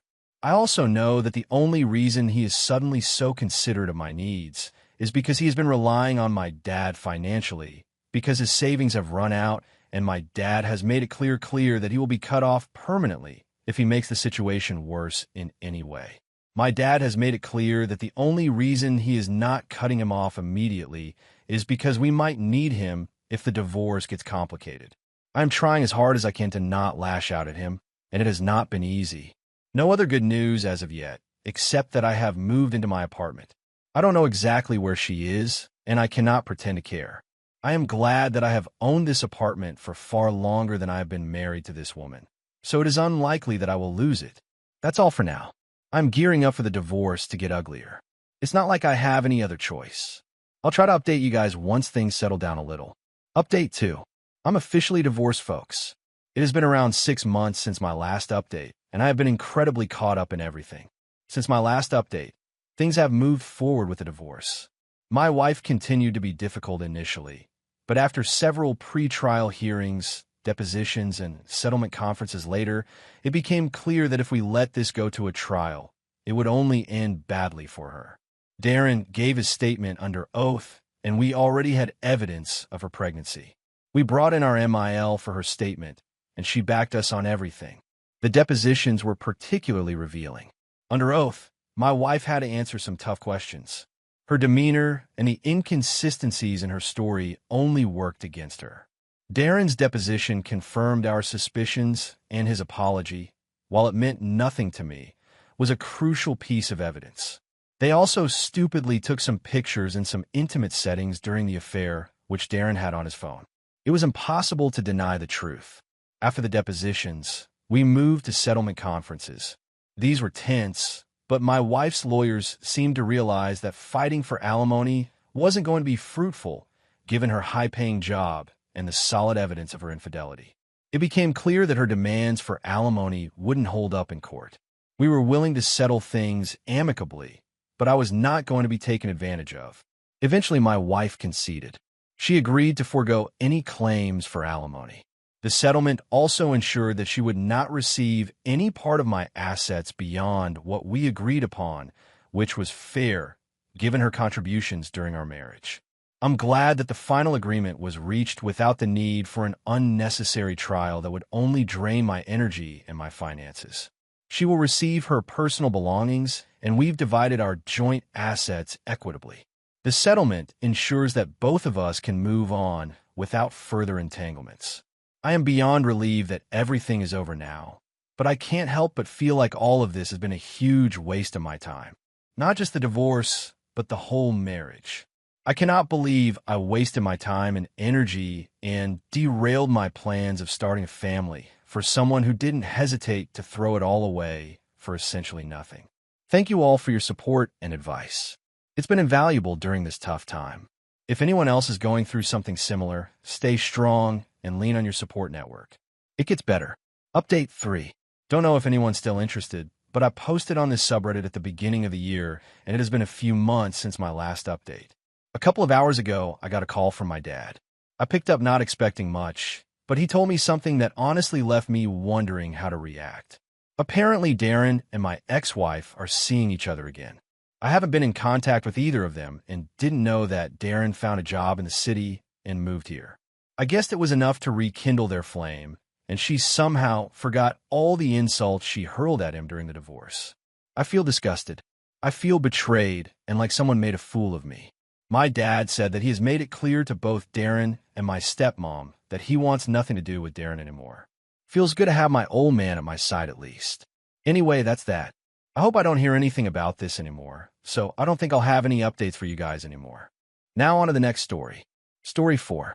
Joked about calling off my wedding, but my brother confessed his love for my fiancée while leaving his pregnant wife and convincing our family to disown us, so I think I accidentally broke my family apart. Let me explain. At 26, M got engaged to my beautiful fiancée, Olivia, 25 6 months ago. Olivia and I grew up together in the same neighborhood. We went to the same kindergarten and were basically inseparable till high school. We started dating when we were 18 and 17. We were in a long-distance relationship for 4 years when we were both in college. But the moment I graduated, I moved to her city to be with her and started my own business. I had enough of being apart from her during our long-distance phase, and also the timing couldn't be better. We lived together for a year while she finished nursing school, and I was working hard to build my business. It took a lot of hard work, but, well, business had been good, and Olivia just finished nursing school last year and started working as a pediatric nurse. At that time, it had been a year of us living together. I finally did what I had always dreamed of doing and proposed to her. Lucky for me, she said yes. Although we got engaged almost 2 years ago, we decided to first save up enough to buy a place of our own before spending money on a wedding, because neither of us cared much about a big wedding. Everything was just perfect. It was exactly how I pictured things would be when I was young. We were both making good money, and we hoping that we could get married next year and maybe even start our own family. So yeah, things were going great. I never really thought a joke of all things could potentially ruin my life and turn my family upside down, but that's exactly what happened last week when I made a stupid remark at the family dinner. It was supposed to be a happy occasion. My parents had invited me and Olivia to celebrate their anniversary. They also invited my younger sister Kate, my older brother Jake, and his wife Rachel. Jake and Rachel have been married for just around a year and a half and are expecting their first kid. I'm saying this now because it is important for you guys to know this before I get into what actually happened. We were all sitting around the table enjoying the food and the wine when my dad jokingly asked me and Rachel if we ever planned on getting married, or was it a permanent engagement of sorts. Before anyone comes at him saying he was being rude, I just want to clarify that my dad is a huge goofball. He has known Olivia since her childhood and already sees her as a daughter-in-law. He knew well enough that there was no question of us not getting married. He was just teasing us as dads do. I laughed, shrugged, and said something like, "Oh, you know it's a lot of work, wonder if it's worth it. Maybe we should just call it off and save ourselves the trouble." I meant it as a joke, a harmless joke. I love Olivia more than anything, and I couldn't wait to marry her. I was just trying to lighten the mood to make everyone laugh. I was also sort of drunk and didn't realize at all that what I said could upset my fiancée. She's usually a very good sport and jokes around with me, but I don't know, it must have come across as mean, and she burst into tears. I was horrified. I apologized immediately and told her that I was joking and didn't mean anything and that I couldn't wait to marry her, which is completely true, but she was very upset and ran out to the bathroom. I followed her, but she wouldn't open the door. I had to come back to the dinner table, and everyone was just horrified. No one finished their dinner. My mom and sister spoke to Olivia and told me she would like some time alone and would be staying over for the night. They said that I should leave and give her some space. I apologized to her again and left feeling really awful about what I just did. My fiancée is the love of my life, and hurting her is the last thing I would ever do. I came home and sent her a long text apologizing for what I said and assuring her that I would never say anything like that ever again. I had complete faith in our relationship and knew that although it might take some time, we would get through this, and she would forgive me. I went to bed hoping to hear from her in the morning to say that I could not have imagined how things would actually turn out to be like would be a huge understatement. It was quite late by the time I slept that night, and so I also woke up late. I tried to check my phone to see if Olivia texted, but saw that it was dead, of course. I forgot to plug it in before I slept at night. I panicked, wondering if I had missed any calls or texts from Olivia while my phone was dead, and the moment I plugged it in, I saw that there were dozens of missed calls and texts, not just from Olivia, but also from my mom, my dad, my sister, and even my Sil. I was terrified. I immediately called Olivia, but she didn't pick up, so I called my mom. The moment she picked up, she was practically screaming at me, asking where on earth I was, and everyone has been trying to reach me for ages. I tried to explain that I had just forgotten to plug my phone in, but she just told me to not waste any more time and to drive home immediately. I drove faster than I probably ever did and kept calling Olivia on the way, but she didn't pick up. This just made my anxiety worse, and I kept thinking of the worst-case scenarios, easily the most stressful 15 minutes of my life. I reached home, and as soon as I pulled over, I could hear screaming. You can imagine the effect that had on me. I ran home and made my way to the kitchen because that's where all the commotion was coming from. The whole family was there. Olivia was looking extremely upset, and my mom was screaming at everyone. My sister was the first one to see me and announced it to everyone. When my mom and Olivia saw me, all hell broke down. My mom started screaming at me, saying that my stupidity had destroyed this family forever. I was so confused, I asked my sister what was going on.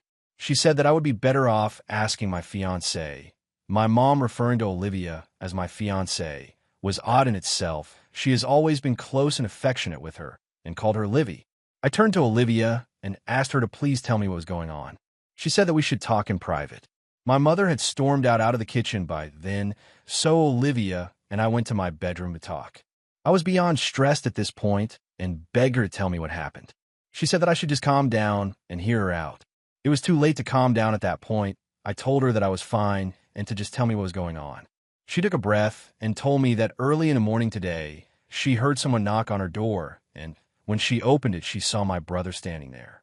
She was a bit surprised and asked him what's up, and he said he had to talk about something important. She asked what, and he said it would be better if they could talk in private. She agreed, and they decided to take a walk together. Now, this is where things went wrong. They had just walked around the corner of our block, and my brother asked her how she was feeling after all that happened last night. She said that she was fine and that she just had an outburst and had already tried calling me to talk, but my phone was off. She said that she was planning to go back home to me after breakfast. My brother looked at her for a bit and then started saying stuff like how he had seen us biased. He met me and Olivia for years and always thought that I wasn't kind to her and that she deserves someone who respects her and values her time. Olivia got a little uncomfortable and tried to defend me, saying how I'm just goofy at times and joke around, but I love her and would never try to hurt her. My brother interrupted her and said that she didn't have to pretend anymore and that she should raise her standards and be with someone better instead of settling for me. She was confused and weirded out and asked him why he was saying all that. He told her that there was no easy way of saying this, but he had been in love with her for years and always hoped that she and I would break up so he could ask her out and only settle for his wife because we got engaged. Olivia was shocked. She told me that she initially thought that he was joking and laughed, asking him to stop messing around, and even asking him if I'd set this whole thing up to tease her. When it became clear that this wasn't a joke and that he was being genuine, she was horrified and was watching them from some hidden spot. He told her that he hoped she would think about it and give an answer to him because he wanted to marry her and would never make her wait so long with a ring like I had. He said he had left my sill and would give her anything she wanted. He even went far enough to tell her that if she wanted to, they could elope and start their new life together away from all of us. As expected, she was horrified and told him off, saying he was a monster for doing this to his pregnant wife and that she was disgusted with him. She stormed off and came back to the house. She wanted to quickly say bye to the family and come back to our place. She didn't want to tell anyone in my family about this, but it was already too late for that guess who she saw in the house when she was back my sill. She was sobbing to my mother and sister, and when she saw Olivia, she got so angry and literally lunged at her and had to be held back by my sister pretty dramatically, as you can imagine. Apparently, when she woke up that morning, she saw that my brother wasn't there, and after looking for him around their apartment, she found a note on their bedside table. The note was from him, and he had written that he was sorry, but he couldn't live anymore and had to leave because this could be his only chance to be with Olivia before it was too late. She checked, and apparently he had taken his clothes and some other stuff from the apartment as well. The poor girl was obviously devastated and tried reaching out, but realized that he had blocked her. So she decided to check if he was at my mom's place, and just after she reached, she saw Olivia and just went livid. There was a lot of screaming and a lot of name calling involved. Olivia was called a homewrecker, among other things. My mom was incredibly embarrassed and took it out on Olivia and me. My dad tried to calm things down, but my mom just told him to not interfere. They all tried to reach me, but of course, as luck would have it, I was unavailable. My S left our house saying that she would never forgive this family because it is because of us that she has to be a single mom now. By that time, I had spoken to my mom and was already on my way. Apparently, they had tried to call my brother as well, but he was not getting back to anyone, so that's what happened. I honestly was too much in shock to even process all this for a while. I just stared at her. I don't think I have still processed it honestly. Olivia said that she had tried to explain that she had no clue about all this, and this was the first time my brother had said all this. I know for a fact that's true. I can't believe that he had apparently been feeling these things for so long. I know for a fact that's true. I was disappointed and angry at my brother, of course, but I was even angrier at my mom and sister for trying to make Olivia for what happened. I mean, I can maybe understand my ass being unreasonable and blaming her, but it's unfair for everyone to just team up against her when she has done literally nothing wrong and was already feeling bad about the whole thing. I apologized to her for everything she had to hear and for not reaching home sooner. I then told her to go out and wait in the car while I spoke to my mom and my sister. While she was out waiting, I tried talking to my mom and sister. My mom was still being incredibly unreasonable and told me that this whole thing could have been avoided if I had just controlled my words and not said the whole thing about calling off the wedding. I can't believe how stupid that is. Anyone with functioning brain cells would understand that I was making a joke, and even if I shouldn't have said that, I don't understand how no one was blaming my brother, because no matter what I said or did, he was the one who ruined everything by doing what he did. I told my mom that she has to apologize to Olivia, because none of this is her fault, and she deserves to be treated with respect. This just made my mom angry, and she told me that she would never say a single kind word to her for luring her son and being a home WER. I couldn't believe what I was hearing and told my mom to take back what she said. My sister said that there was no way that my brother did this out of the blue, and that Olivia must have hinted to him that she wasn't happy with me, because why else would he be bold enough to leave my sill? My mom said that Olivia and I had ruined this family and her chance of being a grandma, because my sill said that she would never let anyone from this family get near her or her future kid ever. I tried to defend again and make them see logic, but they just told me to get out and never step foot in this house ever again. I was also incredibly angry at their stupidity and decided to leave. I drove home with Olivia. The two of us are still very upset and don't know what to do. I've been questioning myself, and all the things my mom and sister said have been repeating in my head, and I don't even know what to believe anymore. I'm just my mom, and sis will get back to their senses and see that they're blaming the only innocent person in this scenario. I've tried to reach out to them, but my dad let me know that none of them wish to speak to me or Olivia anymore either for making a joke update one. I just want to say that I'm really grateful to those of you who support me and think that I did nothing wrong that night at the dinner party. Some of you have also asked questions about why Olivia reacted the way she did after my joke. I didn't want to get into this because that is quite personal, but I've asked Olivia if she was comfortable with this being on Reddit, and she agreed. Also, yes, she has forgiven me for my joke.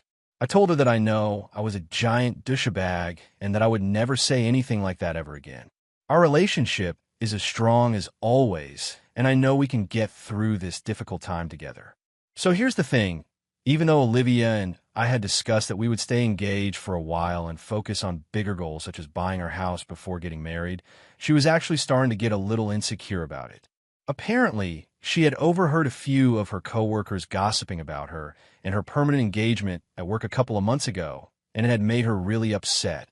She tried to be reasonable and didn't tell me because she knew I would just tell her that we should get married immediately, but in her head she knew that waiting was the more financially responsible decision. Also, she had full faith in our relationship, but it was still something she was struggling with. I guess my timing was just wrong. She was already a little on edge when my dad made the joke about this being an eternal engagement, but managed to keep her composure. I guess when I said something similar, it was adding insult to injury. She felt embarrassed and hurt, and it just brought her back to the day she heard her coworkers gossiping. I had no clue about all this. I honestly feel like I haven't been a very good partner to her for not noticing that she was upset. We talked about it and decided that we'll actually have a small ceremony sometime within the next 6 months, so she never has any anxiety about it. For the past 2 years, we've been talking about having a nice beach wedding once we have our house, but I think it is more important for our relationship to just have a ceremony. With everything that has been going on in the family planning, a wedding sounds extremely draining, but as long as I have her with me, I think I'll be fine.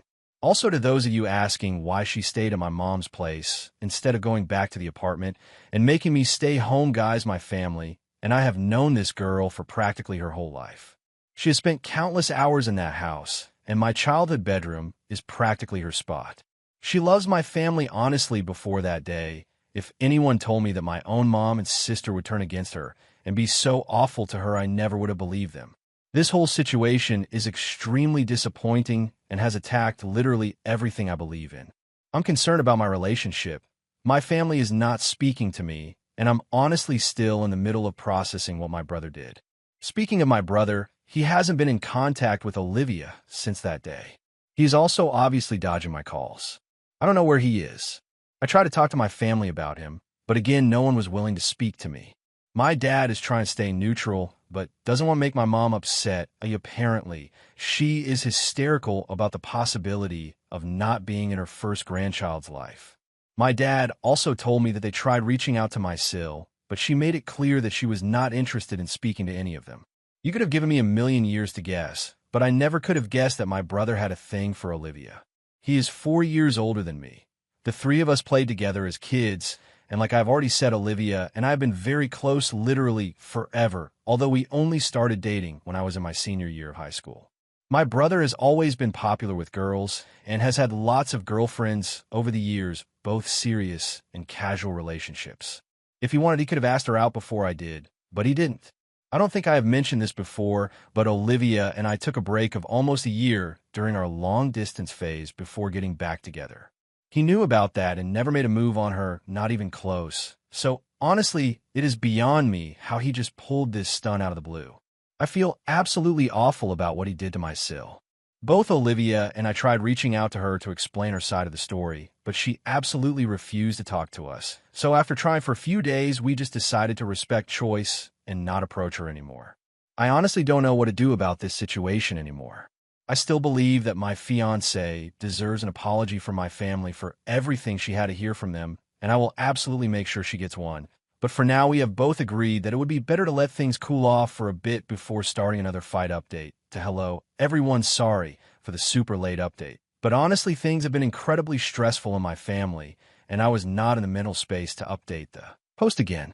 I'm sorry to keep you guys waiting and appreciate your patience as I share more details about what has been happening in my crazy life. I can't believe I'm writing this, but my brother has returned to his wife. It has been a few weeks since the whole mess started, and apparently he turned up at his house last night and begged my still to give him another chance. He said that he wasn't thinking straight and that it was all Olivia's fault. He had the audacity to say that she had been giving him hints for years, and that night it just got to his head, and he took that decision without thinking. I don't know how anyone can believe this joke of a lie, but apparently my S did. She decided to forgive him, but that's not even the craziest part. The real reason why I'm writing this update is because of my family's reaction to the news. Apparently my S didn't want to be a part of the family anymore and wanted my brother to move out to another state and raise their kid away from my family. My brother tried to convince her to change her mind, and she agreed, but she had a condition. She said that she never wanted to see me or my fiancé ever again, and that she would only allow my parents and sister to be a part of the baby's life if they all cut me and Olivia out of the family forever. In her opinion, it was fair for her not to want to face the people who caused her so much pain. My brother broke the news to my family, and I am genuinely upset to say that they chose him and their future grandkid over me. My mom and sister aren't even speaking to me. It was my dad who drove over to my place to break the news. I tried to defend Olivia and I, but my dad just told me to let it be and not to make matters worse than they already are. The disappointment I feel towards my whole family cannot possibly be described in words. This was just a few days after my last update. It has been a couple of weeks since then. Olivia and I have been going through a rough patch despite my best efforts to reassure her that none of this was her fault. She still feels guilty about me being cut off from my family. Honestly, I could not care less about that at this point. More than anything, I am angry at them for being such cowards and proudly choosing the worst possible stance on this. I've tried to put all of this behind me, but I just can't seem to do it. I've been trying to think of ways to get back at them despite Olivia telling me that I should move on. Let's see, maybe I will come up with something. At the very least, I want to teach my brother a lesson. Update 3. I got an interesting update for you guys. As I have already mentioned in my last update, Olivia, and I have been really upset about how my family is trying to deal with this whole incident. It is clear that my brother only returned because he realized that Olivia would never even think of being with him, and he had nowhere else to go. We don't blame my S, of course. It must be daunting to even think of being a single mom, but we also know that it isn't fair to her at all. So amidst all this turmoil in the family, Olivia and I made up a daring plan to expose my brother's true nature. It was a risky move, but one we were willing to undertake for everyone's best interest. I had no doubt that my brother was the same person who didn't hesitate to leave his pregnant wife for his own brother's fiancée. It was possible that he had a sudden change of heart, and well, if he truly did regret what he did and was a better man now, he would just prove it. So the plan revolved around Olivia figuring interest in my brother, luring him into a trap, and finally exposing him in front of everyone the way he deserves to be. The biggest risk was, of course, that my brother would see this coming and tell his wife and my family that it was really Olivia who made him act this way and lied about everything. But well, no one was on our side anyway, so we had nothing to lose and everything to gain. We were really nervous, but Olivia was determined to see it through. The plan was that she would show up at my brother's workplace during lunch hour, tell him that she had made a terrible mistake, and bring him to a restaurant to talk about their future. My part in this whale plan was to make sure my S was also there in the restaurant waiting to catch him in the act.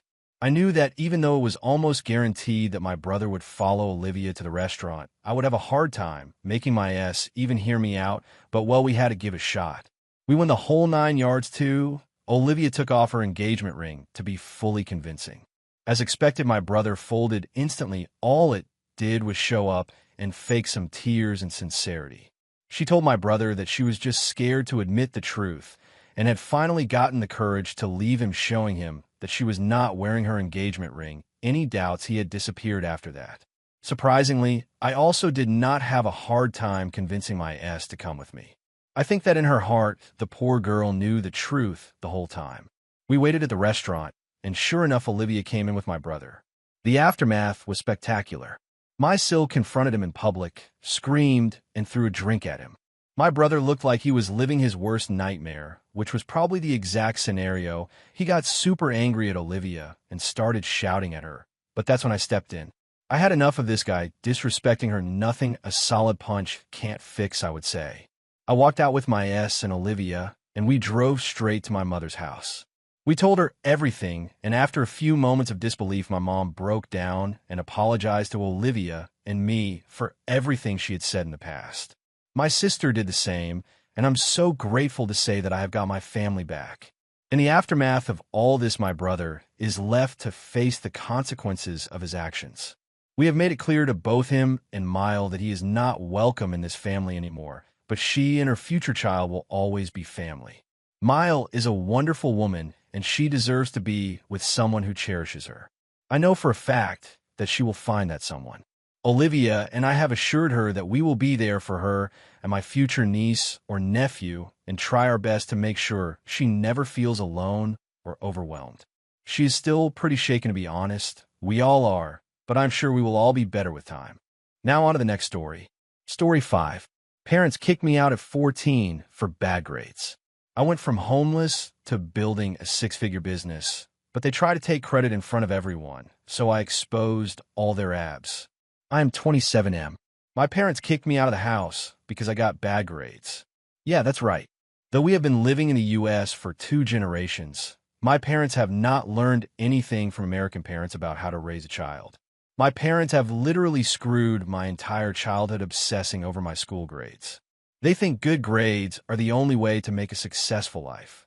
To make it worse, my sister, who is a year older than me, is a class topper, so I was constantly subjected to a comparison in school as well as at home. Situation was better until elementary school. I used to get A's in most of the subjects.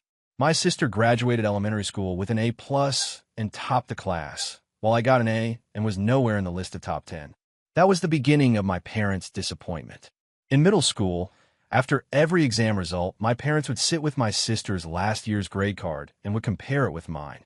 As this game of comparison started, my grades started dwindling further. With every dip in my scores, my parents' rage soared high. From A's in elementary school, my grades went south to B's and C's. My parents lost their minds with my every dipping grades. Except for hitting me, they did all sorts of things to punish me. They made me kneel down for several hours without food and water. They would starve me on the evening before the exam so that I could focus on my studies. A month before the exams, they would rip me off my video games, cage me at home, not allow me to go out to play, and not give me ice creams, chocolates, or any of my favorite foods. Whenever I asked them for anything, their response would be, "Get good grades, then you'll get this." Eventually, I stopped asking them for anything, knowing I wouldn't get it. My parents run a grocery store in the back street. My grandparents were immigrants in this country. Grandfather worked as a daily wage laborer and grandmother as a janitor. They worked 2 jobs each to raise my father and my other 2 uncles. My father had to quit his studies early on to support his family. He has been working since he was 11. A similar story runs in my mother's family, too. Mom and Dad worked very hard in their teenage years and 20s to save money and start this small grocery store on the corner of the street. They think that getting good grades can only bring them out of poverty. We are not as poor as they portray. Typical Asian thing of saving for a rainy day and starting on the current day. While I appreciate all their hard work and their faith in the education system, they overdid it. School grades barely matter until you don't have to repeat a year, and repeating a year is also not that bad. It just pulls you behind your peers by a year, but that's okay. By torturing a kid at such a tender age, they were setting up for an imminent failure. As a kid, did I genuinely used to work hard to match up to my sister's grade? But somehow I couldn't. I struggled with memorizing stuff efficiently like my sister. However, I was good in calculations which didn't require mugging up. But as my parents' punishment got severe, I turned rebellious. I deliberately skipped my classes and loitered in the playground. I would fill my exam papers with stupid jokes and song lyrics to annoy them even more. They grounded me by locking me up in a basement with my books and only released me when I completed my lessons on weekends and vacations. I was not allowed to play outside. All my video games and comics were seized, and new ones were never bought. But I was a smart kid. Whatever they did, I found a way to sneak out. My parents went to the grocery store in the morning and only came at night, so I used to spend the whole day playing outside. When my parents got to know that I was sneaking out in their absence, they started taking me with them to the store on the weekends and during the summer vacations. It was supposed to be a punishment for me, but it turned out to be something I started enjoying. I loved interacting with people, helping them decide which cow brand they should buy, and taking care of the bill and counter.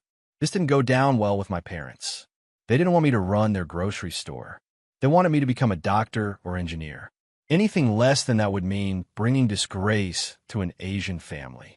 One day, I casually said that I wanted to be a salesman because I'm quite good at closing sales. My parents were horrified to hear this because, according to them, only uneducated people do sales jobs. Since they're spending so much money on my education, I should do a respectful job, which was either a doctor or engineer. All this went on until I pushed all their buttons by scoring an F grade in my freshman year at high school. My parents lost their mind that I have to repeat a year. They were done with all their punishment. They blew right on my face as if I had done any heinous crime. There was nothing left to punish me except for hitting me. They did everything to apparently bring me on the right track. The verbal abuse and mental trauma reached its peak. They said I brought shame to the house, and they cannot take the embarrassment I have inflicted upon the family.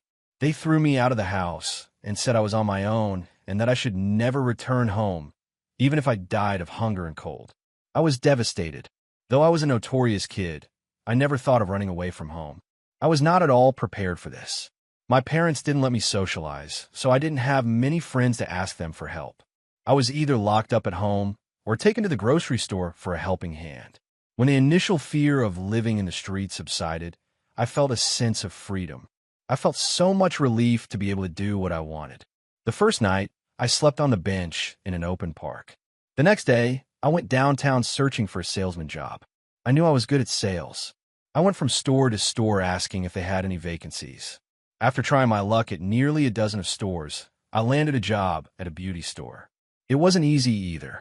I didn't have any qualifications or prior experience, but the store owner needed a staff urgently, so he gave me the task of selling an expensive lipstick as an add-on to a customer who was there just for a night cream. I don't know how, but I was able to do that. The owner thought I was passionate and cute to be able to sell makeup to young women, so he hired me. The pay was low, but he gave me a place to sleep. Later, as the sales increased, I asked for the commission in each of the sales I made. That was the beginning of my journey to become a successful businessman. My parents thought that making me work at their grocery store was a punishment. Little did they know that it was actually helpful for me. It gave me real-life experience. I wish they realized my potential and understood that practical experience is far more valuable than mindlessly swatting academic information. After that, I hopped jobs for better pay. One of my employers even offered to bear my college expenses, but I declined. I had something else in mind. I wanted to start my own venture. At the age of 21, I started my own company, which provides support and sales services to other small businesses. My company closes sales for other product-based companies. We generate sales and revenue for them, and they pay us hefty commissions. My company has projects from across all vertical of products, from credit cards to insurance, cosmetics to books. We are tied up with all sorts of companies. It didn't blow up in a day or a year. It took more than 5 years to get stable. I started it with 5 people for just one client, which sold mattresses and pillows. Now we are a company of 200 sales agents helping some 50-plus companies sell thousands of products. Enough of mambo jumbo. Coming to the point, my mom has been stalking me over the last few weeks. She has started following me on Facebook and Instagram. I have an open account, and she's going inside my profile and liking my old pictures and posts. I don't know if she's deliberately trying to show her presence or if she's doing it by mistake while zooming into my picture. One thing is for sure, they are mesmerized by lifestyle. They thought me to be a loser who would never be able to do anything in life without good grades, but here I'm making 6 figures a month. A week ago, she texted me that she missed me and asked me to come home. I saw her message and left her on scene. She is showering praises on me as to how proud they are to see their son, me, successful in life.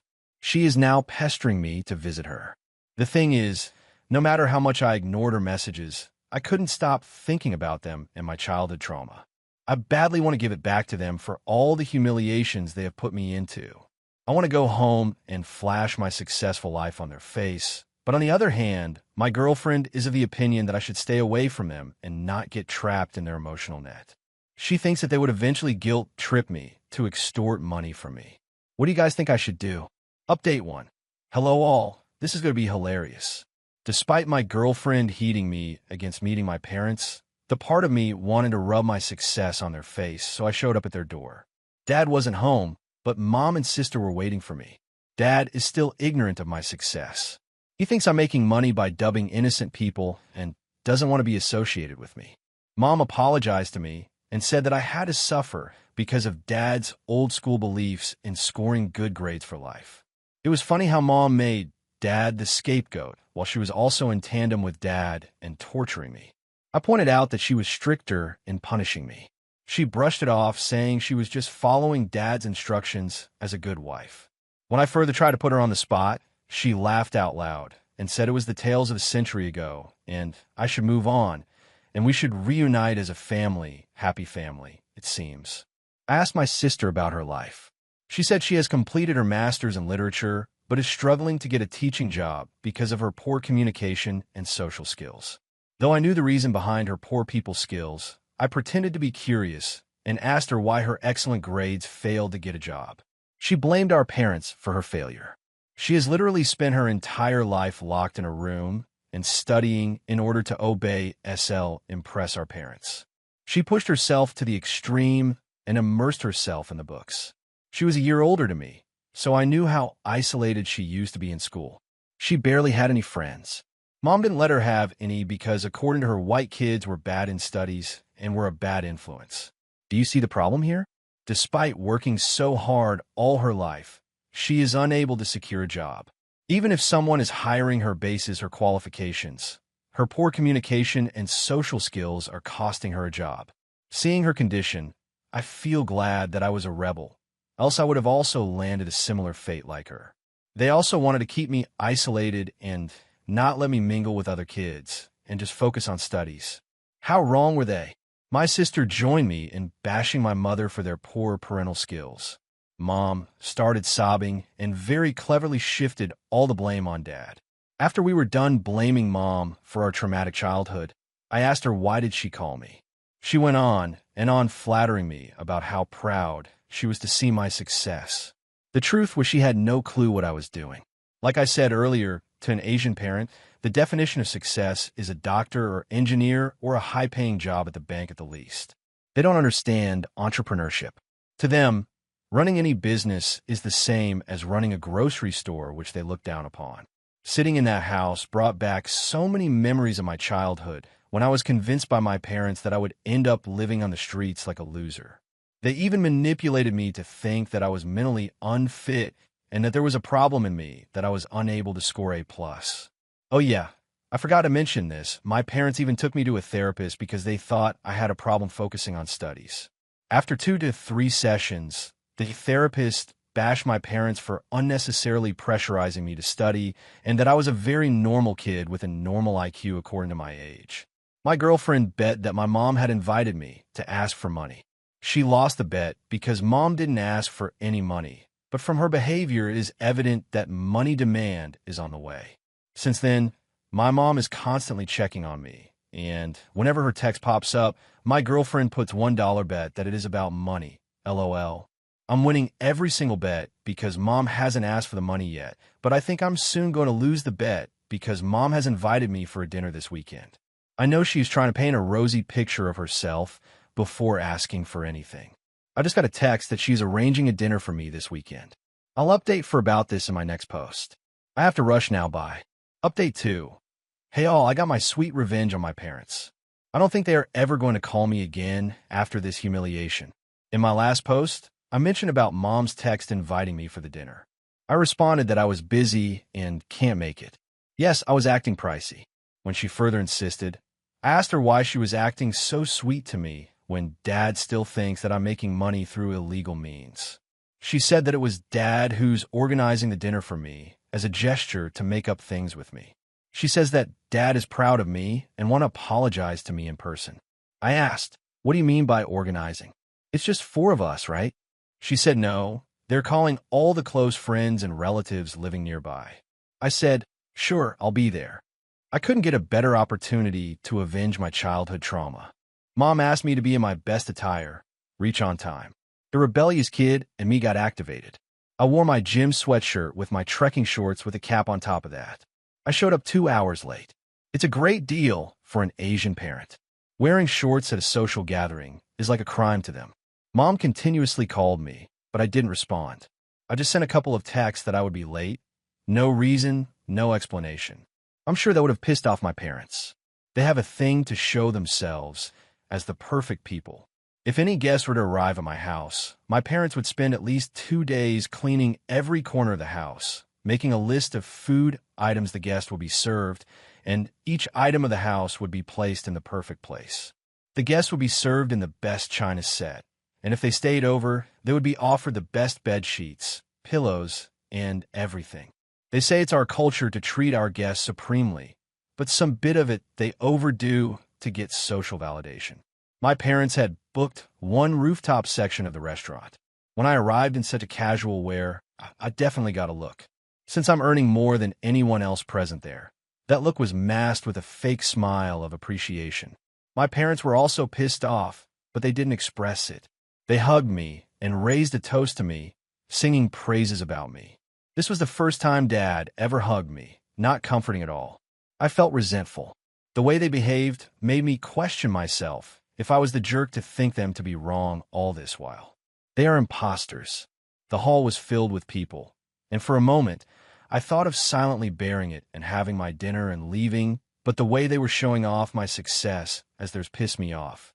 They were bragging about my success, my possessions, and my fancy lifestyle, and guess what? They were taking all the credit for shaping me into a good human being.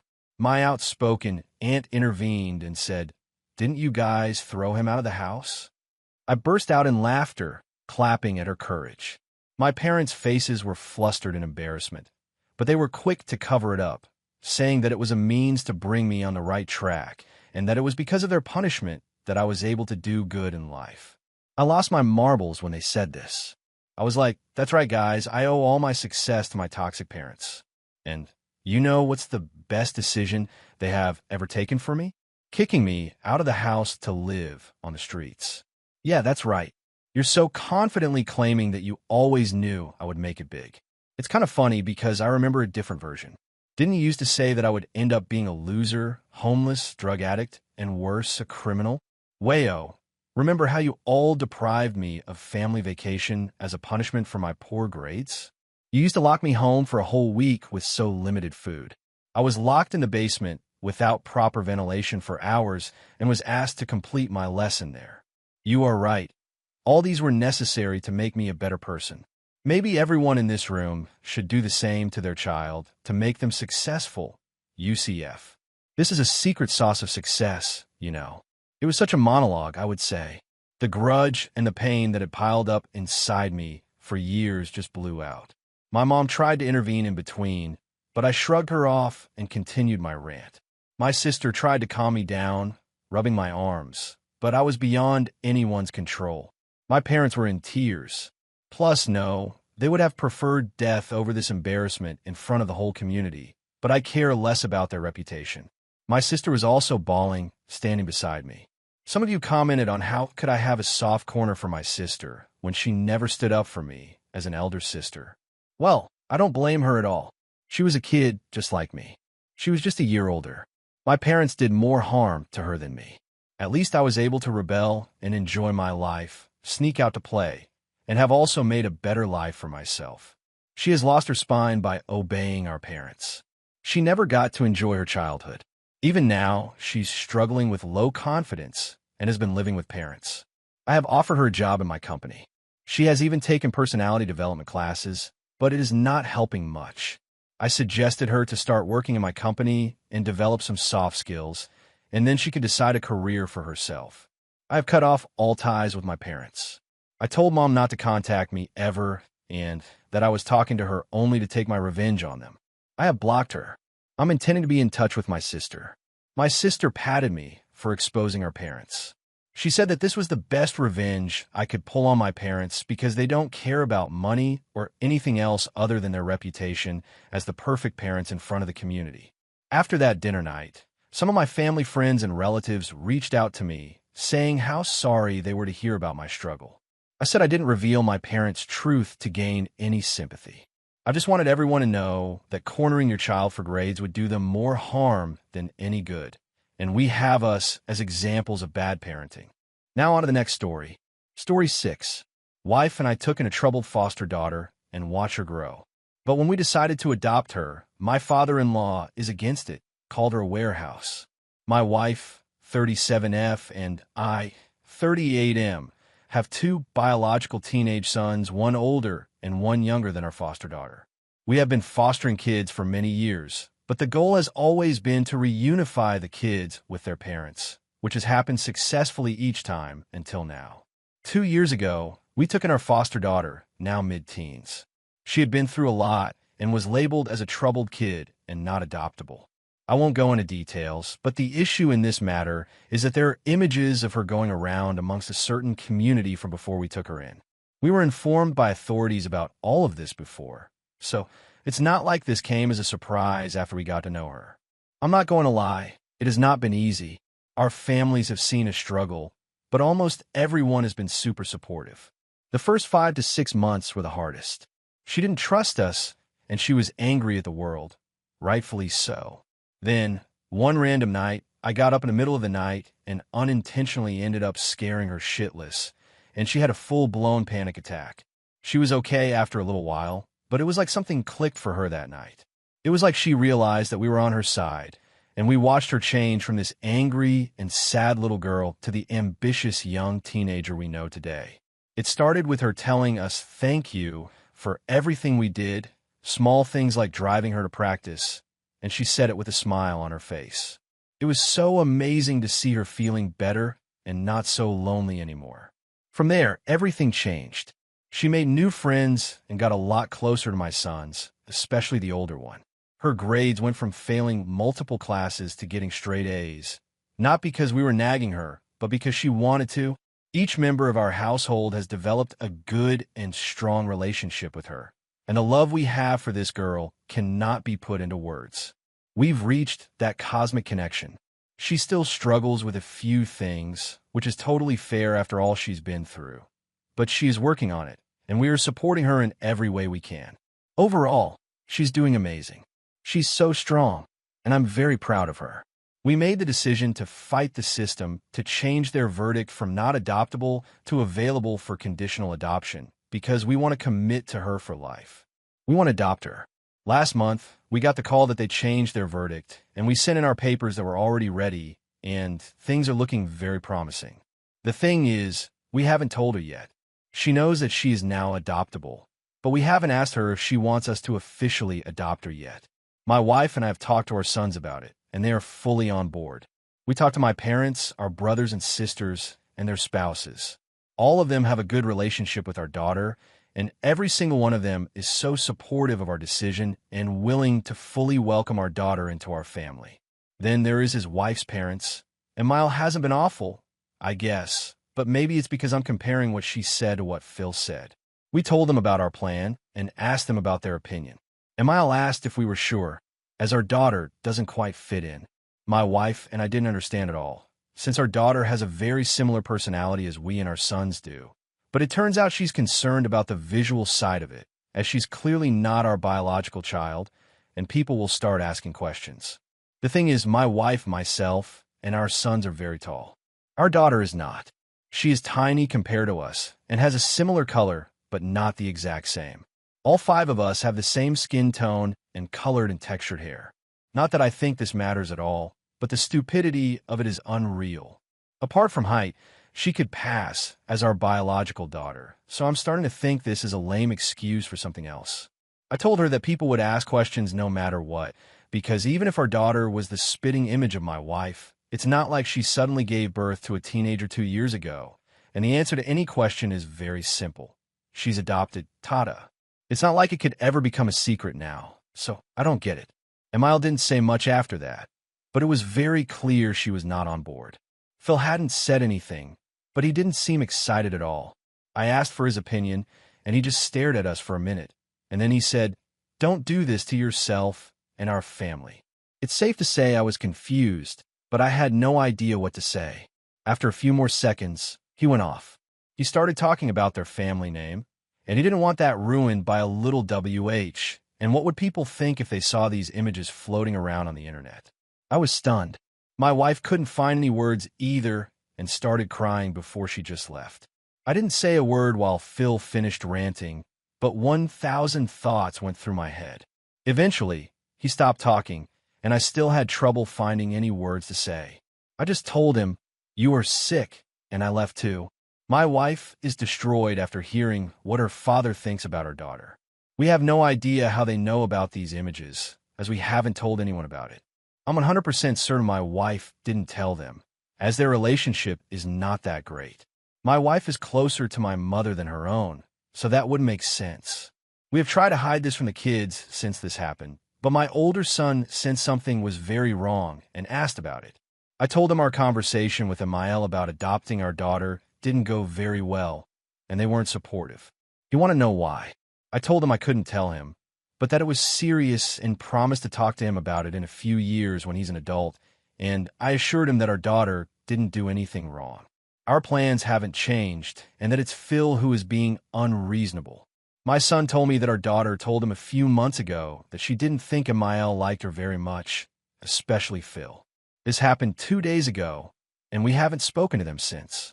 I'm not sure I even want to try, TBH. For me, this is going no contact worthy. I want nothing to do with them. My wife is in pieces and has mentioned that she doesn't want them in her life after this. This has tainted our adoption experience for sure. I'm afraid, though, that if we piss Phil off even more, that he will start talking to our family about these images. I do realize that he will look like a pig in everyone's eyes, but I would like to spare our daughter from everyone knowing about what's out there. I usually talk to my mother about heavy stuff in life, but I cannot talk to her about this without feeling like I'm exposing my daughter by telling my mother more than I want for my daughter's sake. Internet strangers, I have no idea what to do from here. How do I go about the situation with Phil without creating more mess than absolutely necessary for my daughter? Edit to add. Just to be very clear, there's no doubt in our minds that we still want to ask for our daughter's permission to adopt her.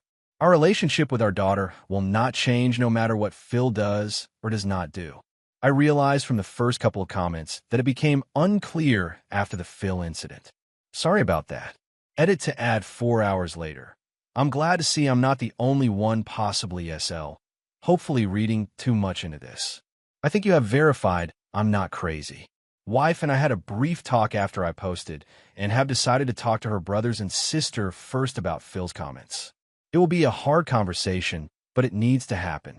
Before I could get to it, my wife told me she wants to report the situation with her father knowing about the images of our daughter. Right now, we don't know what that looks like, but it has simply not been possible for him to gain this knowledge legally. There is a culprit for sure, but we will leave that to the authorities for now. Thank you for giving me a reality check, and thank you for your encourage. We need it right now. Comments where Opie has replied. Comment. Is he religious in a religion that looks down on sex? Because that's pretty much the only non-creepy explanation for why he might actually in this way. Either way, I'd be contemplating reporting to the authorities. Opie, religious, yes, the no sex before marriage kind of thing, but I wouldn't say that's an overly extreme opinion compared to other people I know in their church. The big difference has to be that they have heard of a thing called compassion. He must have skipped that day of Sunday school or something. In his rant, he kept saying our daughter is dirty, as if she did this when in reality this was done to her. I don't get it really. Yes, we did decide to involve the authorities. Opie on child welfare system and how messy things are with the children being the targets. We actually took a course about this shortly after we took our daughter in. We were told so many predictable things and still thought we got this. We didn't. It was so hard watching how hard she was on herself. She had no confidence, no self-worth, and she was literally scared of us. She has come such a long way, and everything seems as perfect, but the reality is that her view on sexuality is still really messed up. Thankfully, she is comfortable enough with both me and my wife to be quite open about it. If it's fun boy talk, she talks to me, and if it's more serious, she turns to my wife. Most kids in the system are not lucky enough to have the respect your own body talk, even once. It's really sad. Opie on the biological parents' rights and adoption processes in his state. No, the parents' rights were terminated many years ago to my knowledge. Not adoptable is not a legal label anywhere, but I could be wrong. In our agency, my understanding is available for adoption means their caseworker is actively looking for adoptive parents for these kids. Not adoptable are kids that the agency deems to be too risky to place permanently with a family because of one thing or another, or kids that do not want to be adopted, so their caseworker is not looking for adoptive parents for these kids. Our daughter was in this group because she was completely closed off and non-cooperative. She was angry and hated everyone and everything and did not want to be adopted. Available for conditional adoption kids, caseworker looked for adoptive parents, but the kids usually have some sort of ongoing issues, are harder to find parents for. In our case, it's really important for our daughter to follow up on her for years to come. Because, for example, the risk of her becoming depressed suicidal later because of her past is relatively very high. If we adopt her, both we and her therapist are required to report back to the agency every 4 months about how she is doing until she's 18. And if she's not doing well and we're not getting her the help she needs, the agency has the legal right to intervene. Oh, and for the adoption to even go through to begin with, there are several extra requirements for us as a family compared to what is standard. Update March 1st, 2024. I wasn't prepared for my last post to blow up like it did. I'm so thankful for everyone's support. It can be hard to see how messy a situation is when you're in the middle of it and so emotionally involved as I am. So I appreciate everyone pointing out a lot of worrying details. These last few days have been a whirlwind. I have realized how messed up the situation is, but at the same time, people around us have shown how far they are willing to go to protect our little girl and how loved she is. I got a lot of questions, and this post will be a long one, but I will answer as best as I can. I'll break things up a little for clarity. Eels and wife's siblings. My wife and I decided to cut the eels off completely. There's no coming back from this. We talked to her siblings about it, to give them our side before they hear Phil's messed up version. We told them what our daughter has been through without giving details. They don't normally show emotion that much. It's just how they were raised. But even my oldest Belle, who was the toughest of them, had to dry his eyes a few times during the conversation, understandably. We told them about what happened with the eels when we talked to them about adopting our daughter, and they were pissed. They agreed that this needed to be reported, and BIL wanted to be included in what was going on from there. Phil and the legal situation. Long story short, both MIL and Phil went in for questioning. For now, it looks like this happened through gossip. I'm not exactly sure if the authorities have figured out all the details yet, but I will stand back and let them do their job. Some of you mentioned that child victims of these sorts of crimes are often moved to new environments for their own safety and protection. This is the case with our daughter, but if there are leakages in the system, all that work will be for nothing, and the children who are promised a second chance at a normal life will have their whole lives ruined once again. That means this is a much bigger issue than this one incident. Investigators are taking this very seriously, and we do trust them. Phil's explanation and electronics. My BIL, and I tried to talk to Phil about his opinion of my daughter. He did repeat what he said the other day and doubled down. Phil did use God and the Bible a lot as reasons for his opinion. I don't want to blame religion because I know a lot of religious people who are amazing human beings, and none of them would ever say gross stuff like this. Oldest BIL gave Phil a lecture. He was told that it's more than enough that Phil's children think he is a mystic piece of they don't need to think he's also a predator prying on young children. There may or may not have been a threat or two mentioned about exposure seriously. This man BIL is the calmest, most loving human I have ever met. Every child in the family loves this guy. I have known him for almost 20 years, but that night he showed a side of him I had never seen before. I would have pissed myself if he was in my face like he was in Phil's.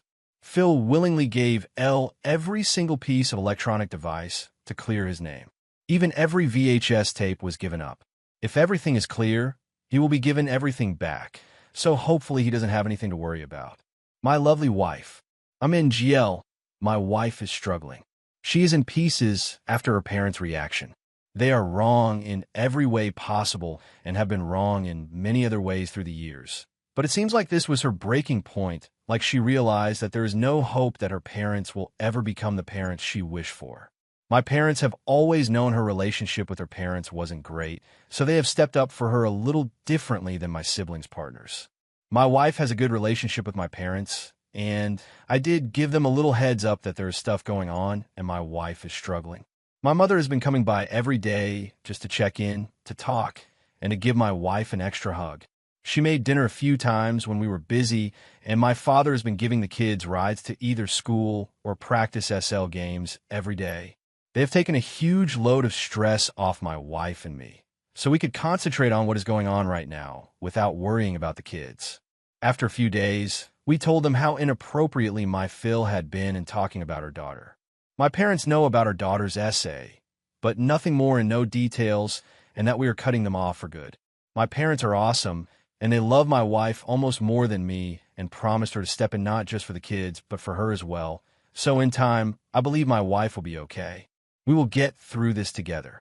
My wife and her siblings. I don't like the saying, the apple doesn't fall far from the tree. My wife and her siblings are the total opposites of their parents. They are amazing people, and they are raising their kids to be amazing people. Their parents suck, but they came together and broke the circle. Sometimes the apple rolls away from the tree. The rest of the extended family. My wife and I are both close with all of our siblings, and we do live in a relatively small enough town that everyone knows everything about everyone BC of gossip. So we sort of had to include my siblings and our siblings' spouses. We told them a very short version of what was going on. That yes, we're cutting the eels off because they are not supportive of our decision to adopt our daughter, and Phil had said some very rude and inappropriate stuff about our daughter, and Emile was on his side, but out of respect for our daughter, to please not ask questions without reasons. And we encouraged everyone to come to us directly if there were any rumors or anything going on. Everyone is very supportive, and they agree that our daughter deserves privacy and respect, and that the eels are why we included so many people in our decision to adopt our daughter. I got a few skeptical but fair questions about why we asked for people's opinions about the adoption. I get the skepticism, and that is partially on me for not explaining that part very well. It was not so much that we wanted our extended family's opinion and approval, but more so that we knew where everyone was in regards to welcoming our daughter as a permanent member of our family. She is in her mid-teens, and we have only known her for 2 years. That's a lot of life to live before coming into our lives. It's not the same as welcoming a baby or a toddler into the family. We never got to take her to the park to play with her brothers and her cousins when she was a child. She wasn't present at family birthdays growing up. We didn't experience her first day of school. Every Christmas Eve when we were watching Home Alone with our boys growing up, she wasn't there. All of a sudden, there's an extra teenage niece, cousin SLG, granddaughter, and that might not come naturally to everyone. Our boys have a close relationship with my parents and their aunts, uncles, and cousins, but although everyone has welcomed and loved every single one of our foster kids, everyone knew these kids already had parents, grandparents, aunts, uncles, and cousins, and our family always respected that. Our daughter has never had any of that. She was truly alone in this world when she came to us. She is now in the process of gaining a shit ton of family that she never had before. That's a lot to take in as a teenager. Our intent is to guide and help her as much as we can in her relationship with everyone in our family. But to do that, we need to know what kind of relationship our family is ready to have with her. That's why we asked them, and we are thankful that they are so welcoming. I know I said my wife isn't very close to her parents, but they did have a relationship before this storm started, and they would become our daughter's grandparents. I don't know if it's right or wrong to include them given the relationship wasn't that great to begin with, but I'm glad we did so they had the chance to show their true colors before our daughter got the chance to bond with them as her grandparents. The dark side in general. I'm going to be very vague here, partially to protect my daughter and partially because I simply don't have a lot of info. Our daughter was a part of a larger case SL circle that was uncovered a few years ago. She went through this hell for years. The FBI was all over it when these people were discovered, and the people behind this case are in prison thanks to them. The problem is that the circles that are distributing the material are very complicated. Even though a lot of the material was found and locked down back then, given the amount of material and the time span, there's just no way they got it all. Sadly, this is the case in most cases when digital material reaches these online circles that distribute it worldwide. I do want to say I have so much respect for the people working on nailing these sick animals, as it is incredibly hard mentally to do what they do. Our daughter in the storm. I have to admit, I don't know what is right and what is wrong to do about informing our daughter about what is going on, but we did ask our caseworker to have a meeting with our daughter's therapist so we can find the best way to go about this together. The four of us have had regular meetings these last 2 years to make sure we are all on the same page and work together. These people are awesome and put their hearts into what they do, so I'm sure we will figure this out as well. Our daughter's adoption process. After our daughter turned her whole life around and came out of her shell, we noticed more and more how well we fit together as a family. Don't get me wrong, my wife loves our boys, but it has been a whole new experience admiring her bonding with our daughter over girl stuff. I'm a real dad jokes kind of dad, while our boys just laugh in my face when I bring my best work. Our girl rolls her eyes and scoffs at me while trying to hide a smile. Our boys really know how to wrap their mother around their little finger while I see right through them, but this girl melts my heart. Her pleas combined with the puppy eyes and I am sold, while my wife is a hard ass. I guess that's what they mean when they talk about the typical difference between having boys and girls. Anyway, we brought it up with our caseworker last year that we were interested in adopting our girl. She walked us through what that would entail, and we were up for it. Our daughter has been talking to her therapist and her caseworker throughout the process of changing the verdict to available for adoption. And she knows we were wanting to adopt her, and we were only waiting for the last paperwork to go through before we could ask for a court date. And she has told both of them she wants us to adopt her. After all the mess she has been through, it's important to her to have a sense of control over her own life. So we did make sure she knew it was coming, but at the same time, we wanted to make this really special for her. That's why we chose to do it this way. The day after my post, our caseworker called to let us know that our paperwork had gone through. We arranged a family outing for the 5 of us. I'm not going to give too many details for our daughter's privacy, but we had such a great day together, and we asked for her permission, and guess what? She said yes. We laughed, we cried, it was overwhelming. It's finally official, we are adopting her. That same night, my wife and daughter were in the living room talking while I was working in the office. My wife called me into the living room, so I went in there to talk to them, and my girl asked me, from now on, is it okay if I call you Dad? Man, I did not expect this. I would be absolutely okay with her to keep using my name, but this is an honor OFC. I said yes. I'd be honored for her to call me Dad. When I dropped her off for practice the next day, it really hit me when she in front of her friends and all said, "Bye, Dad. Love you." I may or may not have shed a tear or two on my way home. Now we are mom and dad to 3. We don't have a court date yet, but it will probably be this summer or maybe this fall.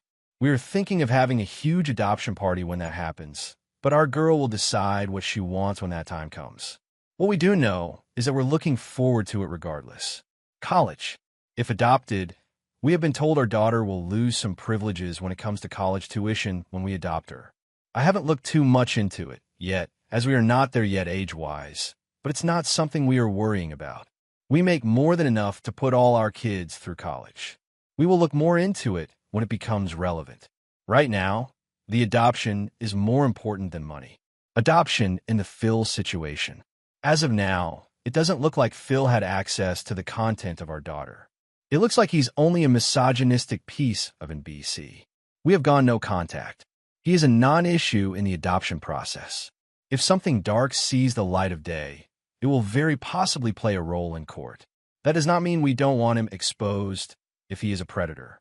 Our girl's safety is even more important than the adoption, but BC, we have gone no contact. It is very unlikely our daughter would ever be removed from our care. It would probably mean more of a large bump in the road on our way to adoption. Right now, All we could do is cross our fingers and wait for answers. Our sons. I will say our sons have made our daughter's recovery a whole lot more manageable. Yes, we as then foster parents focused on loving our girl, and we never reprimanded her for acting out because we understood where her pain came from, but she did all the work necessary while we were supportive and gave her a nudge here and there in the right direction. But we feel like our boys have done at least as much for her as we have. They just don't know it. Our boys were initially not informed about our daughter's say, as there was no reason for it. They were informed about the physical abuse in general, no details, just enough to understand that our girl didn't like to be touched without permission. They were very respectful of her, and our youngest even felt bad for her when he hugged me or my wife in front of her because he felt like she deserved love as well. They will never fully comprehend what our girl has been through, but they will also never understand how much they have helped her by just existing around her. They have shown her what healthy relationships with family look like and what boundaries are. Our older son and our daughter are close in age, and he introduced her at school to his friend group, including her now best friend. She has observed our boys a lot during her time with us, and they have played a huge role in teaching her how to live a worry-free teenage life.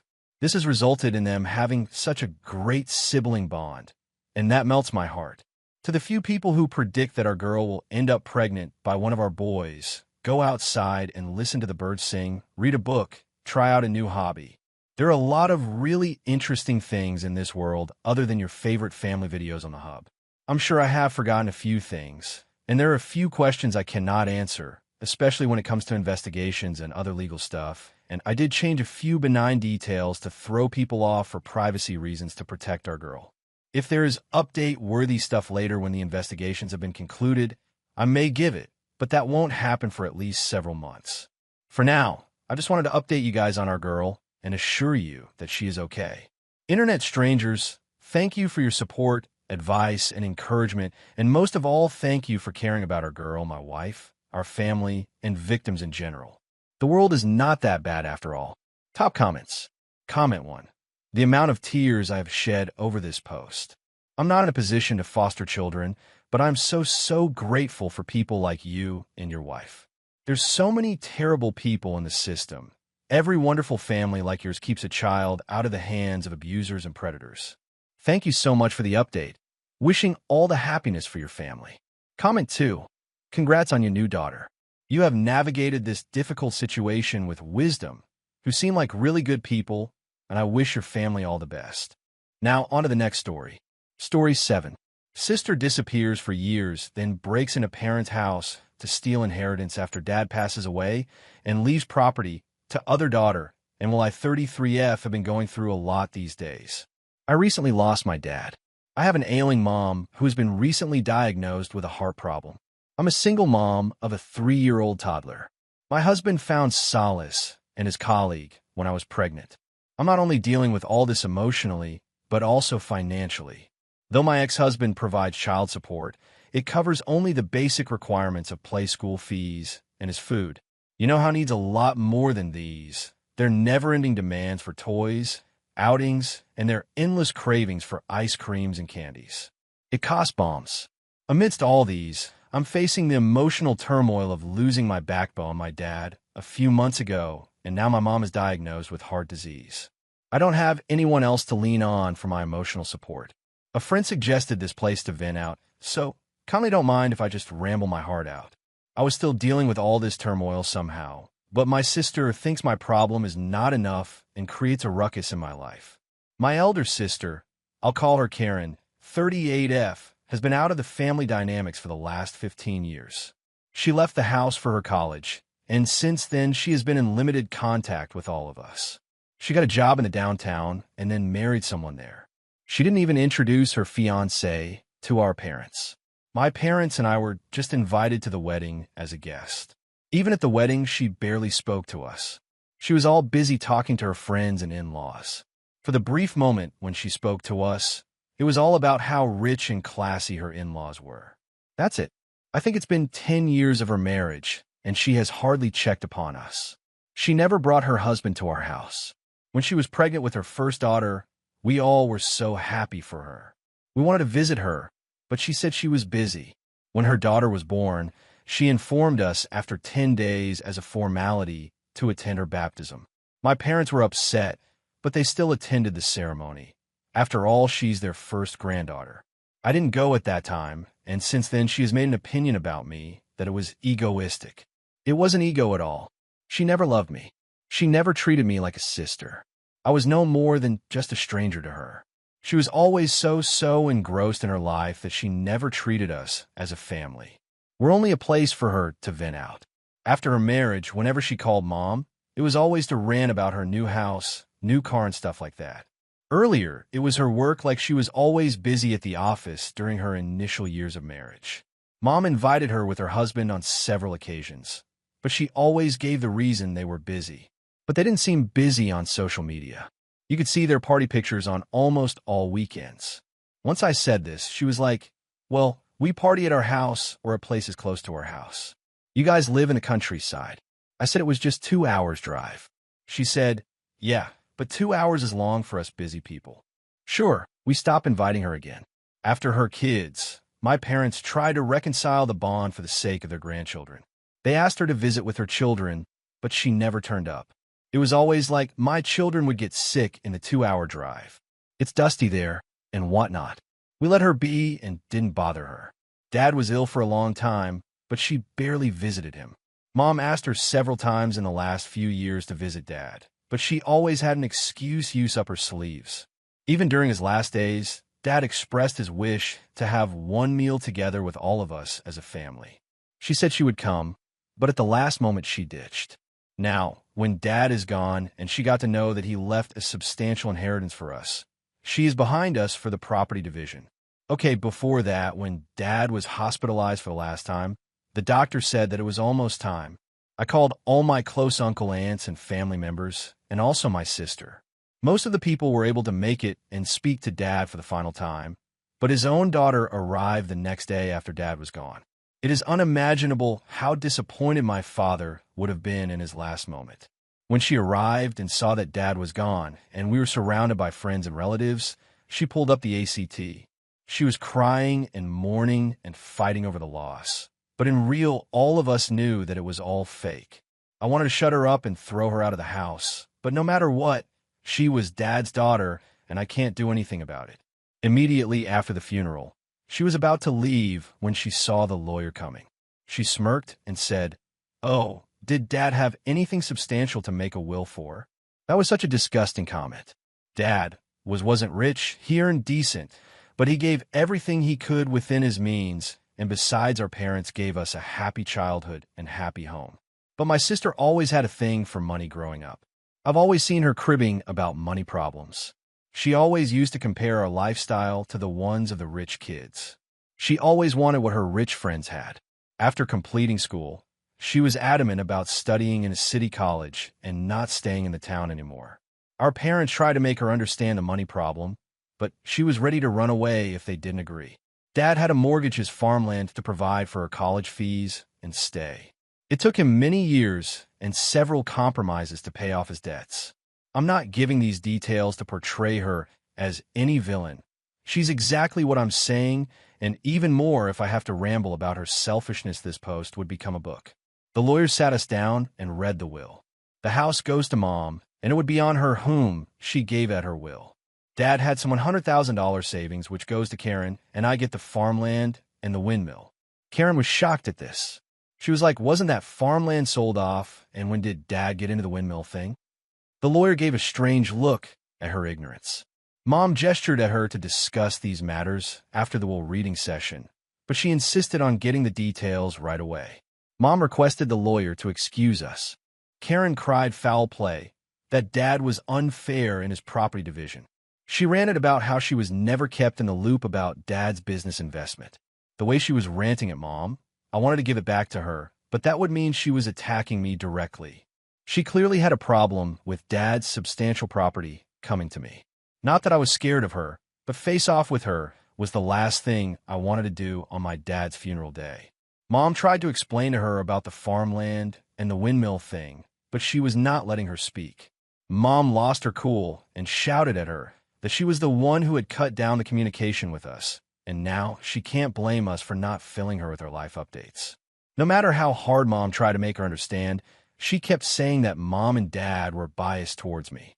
She went so far as to say that I was leeching on my parents for their money because I had no husband and a low-paying teaching job at a community school.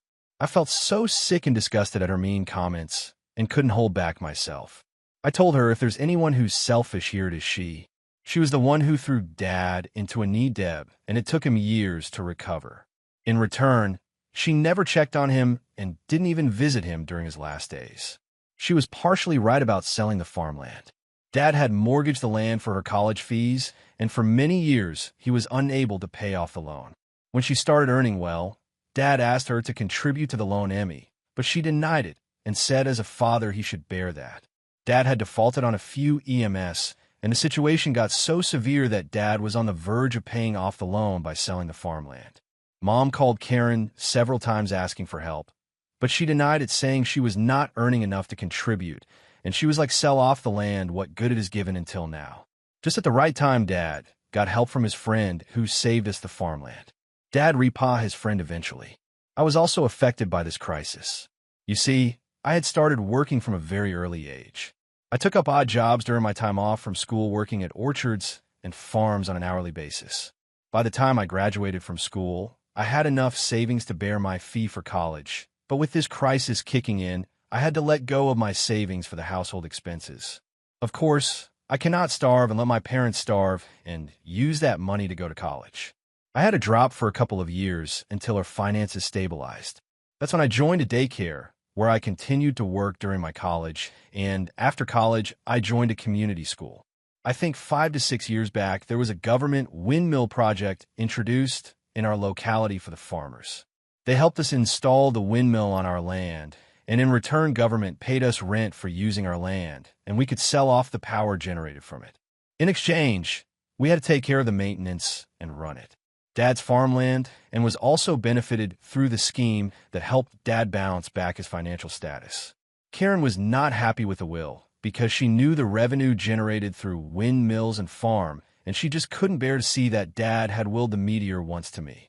She just stormed out of the house threatening me and Mom that she would sue us for forging Dad's will. Since then, she has been threatening all of us, including the lawyer, that she would file a forgery case against all of us. We know her allegations are not true, but our concern is that if she files for a case and until the case is settled, the work would halt and rip us off of our livelihood. Though I work at the school, Mom is dependent on the money generated through the farm. Also, we don't have enough money to fight a court case. Mom has been stressing a lot over this, and in her recent checkup, she is diagnosed with a heart problem. Sorry for rambling on this page, but I really need to vent out. Update 1. I cannot thank you guys enough for the love and support I got on my post. Honestly, I didn't expect it to blow up. I was just here to ventilate because I had no one to share my misery in such detail. So 2 months passed since Dad's demise, and we were living in constant fear of falsely getting framed by Karen. Meanwhile, Dad's lawyer suggested that we start the paperwork for the name transfer. We went ahead with the suggestion. One night, I got an emergency call from Mom.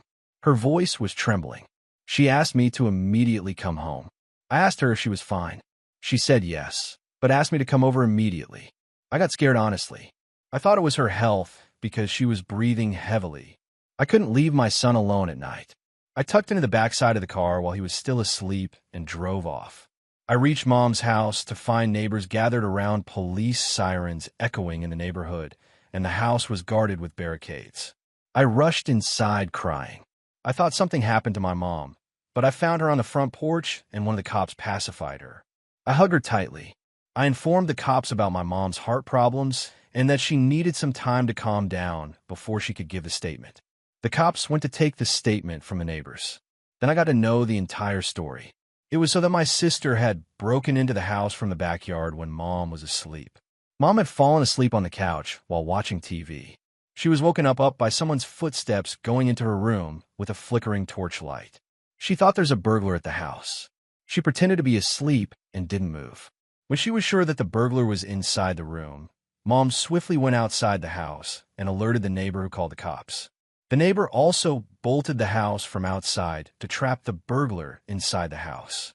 When the cops arrived and unlocked the door, they found my sister trying to escape through the back door. When she saw the cops, she pretended that she was just walking in the garden. She was like, "It's my mom's house, and I was just walking on the lawn." Now Mom was in a dilemma whether to report Karen or not. Karen was detained inside the bedroom. "Mom and I want to speak to her." She said she was there to meet Mom, but it was evident that she was searching for something in the closet because it was all messed up. I wanted Mom to report, but then it was her choice. Mom told the cops that she didn't want to report. They still took Karen's details and warned her not to sneak inside the house again. They were suspicious of her because neighbors confirmed her sneaking. After the cops were gone, we asked her again. She was like, "You guys have forged ads, Will. How could you get everything and I just get peanut of $100,000? But she couldn't find the papers in the closet, thank God. It was with our lawyer for the paperwork. We didn't tell her where the will was. She asked Mom about it, and Mom said it was none of her business. She looked at me and said, "Then it must be at this bitch's house. She's the one who manipulated you both emotionally and took my share of the property." I wanted to smack her head, but before I could say anything, Mom yelled at her for her language and reminded her that it was she who had cut off all of us from her lives, and now she has to suffer it. It went on for an hour where Mom spoke out everything she had in her heart. Karen tried to be defensive, but Mom didn't let her overpower. When she had nothing else to say, she insisted Mom give the house to her as fair play. Mom asked her to leave the house, but she was adamant in her demands and asked Mom to promise that she would give the house to her because Dad already gave me enough. My son woke up and headed home, but before leaving I dared Karen not to even think of breaking into my house because I would not shy away from reporting her and getting her arrested. She was calling me all sorts of names, but I didn't give in to her provocations and left. She even followed me outside the house, cursing me on top of her voice. She stopped when someone from the neighborhood yelled from their window, threatening to call the cops at her. The next morning, I called Mom to check on her. Mom said that after I left, Karen tried to emotionally manipulate Mom. She was sobbing and complaining about how my parents always loved me and favor me more than her, and that's why she left the town and settled in the city. She insisted Mom promised that she would give her the house. Mom said she didn't commit anything, but is thinking of creating a will right away to avoid any conflict in the future. She didn't tell me her decision as to whom she would give the house, and I didn't ask her either. I was happy and satisfied with whatever Dad left for me. I'm not sure why Karen has not sued us when she was threatening us so aggressively. Not sure, though. I guess she doesn't have the required paper to proceed. Meanwhile, I followed up with a lawyer, and he said the property would be transferred to my name by next month. I'll make an update after that if possible. Thanks for bearing with me. Appreciate all the love. Edit to add. A lot of you commented on why was the W kept in the closet and not in a bank locker. We live in the countryside with a safe, close-knit community. Unlike the city people, we never had any records of severe crimes or even thieves breaking into the house, so we never had any necessity of a bank locker. I know it might sound strange for the city people, but this is a norm in a countryside culture. Update 2. Thanks to everyone who has been regularly checking on me. I reply to everyone on chats and comments, but I was just not getting the time to make a detailed update. I just had a lot to settle, and all of it took a while, but overall life has been better. Without getting into a lot of details, let me give a quick rundown of what happened. So after my last update, it took another 4 to 5 weeks for the ownership of the farm and windmill to be transferred to my name. Dad had a working agreement with all the workmen of his field and the windmill. All of it had to be updated. I took the time to learn how these things work. My mother helped me through it. She used to assist Dad, and she knew every detail about it. I asked Mom to take care of both the business until she wanted and keep the profit for herself. We made an agreement around it so that Karen doesn't create a problem in the future. Amidst all these, Mom got a letter of animation from Karen's husband where he accused Karen of running away with their ancestral heirloom jewelry and some $1,000 cash. Mom called him and got to know that Karen was into Ling and lost a lot of her husband's money. When her husband denied her giving any further money, she got into debt, and now she ran away with cash and their ancestral jewelry. Mom asked him about her job, and he said she left her job long ago after her first kid. This makes us wonder where she was busy all this while when she never visited us and said she was busy at work. He said he would be sending the divorce papers soon at our place. Mom told him Karen wasn't here, so there was no point sending it to us. He said he didn't know her whereabouts, so he had to send the papers to her parents' house. Not sure about the law in this sort of case where the wife has fled, but that's what he said. Mom told him about all the fuss she had created over Dad's will. Her husband wasn't aware that Karen got $100,000 in the will. He said Karen had told him that Dad gave everything to me and insisted he'd lend money so that she could sue us for forgery, but her husband didn't give the money. He said that maybe Karen had incurred considerable debts in the gambling and would have used that $100,000 to pay it off. Isn't it so disgusting that she used Dad's hard-earned savings to save her ass from the gambling loss? Karen didn't visit us after that. Mom tried calling her, but her number was either switched off or out of network C. But a few days ago, she called Mom asking for money for some emergency reason. Mom asked her the reason, and she said her daughter met with an accident and her husband was out of town and she needed urgent cash. It was all a lie. Mom told her that we know all the truth and that her husband has sent a legal notice that she had run away with his money and assets. She hung up the call and never called back. I think she has understood that now her malicious actions have been exposed and she can no longer put a proud face in front of us.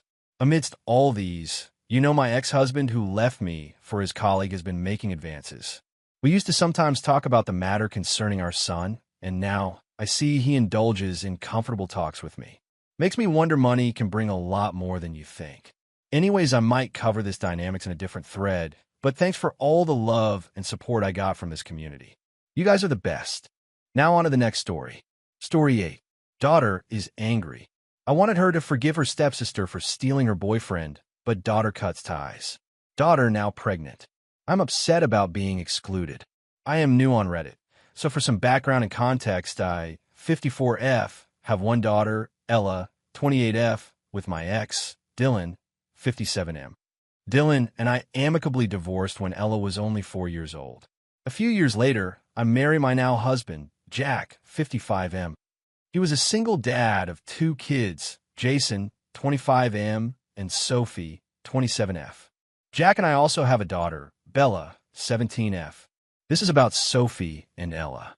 I always thought since they were closer in age they would get along really well, and I was right.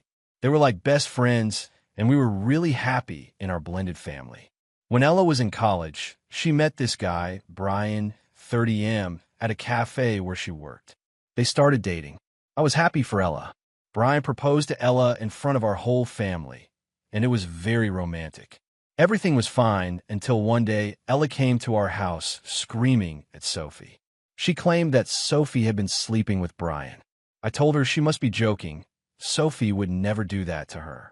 There was a lot of screaming until Sophie finally said that she and Brian are in love. This caused more commotion. We did have an extremely hard conversation with Sophie. She showed her remorse and was very guilty. We tried to talk to Ella that Sophie was sad and maybe she should forgive her, but Ella was having none of it. She went on to more screaming and bashing all of us, that we are abandoning her and picking Sophie. That is not the case. I try to make it as peaceful as possible, but Ella didn't want that. When Ella and Brian broke up, he started dating Sophie. They got engaged within a year. Sophie wanted Ella to be her bridesmaid, but Ella just said, "Over my dead body." I thought it was really cruel of her to say that, and she's being petty by holding on to the past anger. Needless to say, she didn't come to the wedding. Rather, she left the city to live with her father. She didn't contact us much except for Bella. I thought she might need some time to cool off, but I was hurt that she kept us out of her life. We only got some insights from Bella and Jason. She only sends me cards on my birthday, but hardly ever speaks to me. I think it was unfair. Anyway, one day she came to our place. Sophie and Brian were also there. She gave us an invitation card to her wedding with someone named Ree. I don't know much about him. She didn't even include us in the wedding party, plus the venue was a 4-hour drive, and the hotels in that area are expensive. We did agree to go, but at the last moment Jack got sick and I had to cancel it. When I told her the reason I cannot come to her wedding, she told me to not bother. She made the right choice by not including me in her wedding. She knew I was a bad mom. It really bothered me. I always wanted to be by her side, but the place and time she was getting married, they were not compatible for us. That was 2 years ago. She never contacted us again. Then a few weeks ago, my daughter Bella showed me a post on Instagram that Ella was pregnant. She posed with her stepmother with a caption like, "She'll be a good grandmother." I was furious. How could she forget her whole family here? So I called her from Bella's phone and wanted an explanation. She replied that since I never bothered to be at her wedding, I don't deserve to be in her kid's life. She said it is not just her wedding. She claims I have never been supportive of her, that I do not care about her. She went on to blabbing that she never felt like she had my support, even when she got cheated on, and I choose my stepdaughter over her. I told her it was not fair for her to hold that against me till now, because it was 6 years ago. She has moved on, and Sophie has moved on as well. She is being petty by holding on to something that happened years ago. So did I do anything wrong? Now for some comments. Comment 1. Yes, you did everything wrong, but at least you're consistent. But I don't think you need to worry about Ella because there's nothing you can do or are willing to do to fix your relationship with her. So focus on your lovely stepdaughter and stepson because that's your family now. Just in case you're wondering though, I have a scenario for you.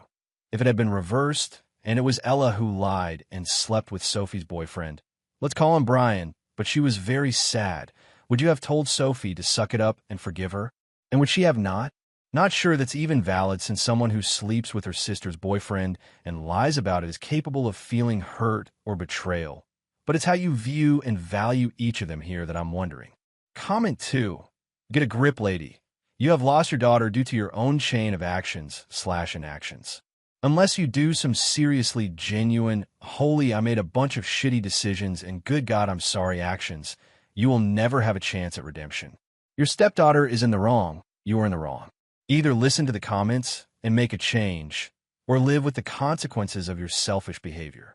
For hours is not that far to drive to save a relationship. Geez, you suck. Comment 3. You are the a-hole, big time. At every turn you put Ella down. You don't get to decide that Ella should forgive Sophie and Brian. You don't get to decide to not go to Ella's wedding and still expect things to be okay. You don't get to expect a relationship with Ella's child or any future children she has when all you've ever done is tear her down. Ella had an entire future planned out at one point, and it all blew up in her face because her ex and stepsister betrayed her, and you couldn't even find it in yourself to comfort her, then just expected her to forgive Sophie so you could continue playing happy family. If I was Ella, I also would have gone and see with you. Opie, I didn't forgive Sophie at all. We did tell her that what she did was wrong. She was begging Ella for her forgiveness, and also Sophie is my stepdaughter. Did you all really think it would be wise to abandon her just for one mistake? And I know Ella was hurt, I acknowledge that, but I didn't take Sophie's side. I just wanted both of my daughters to have a common ground. What I'm trying to say is, isn't it time for her to move on?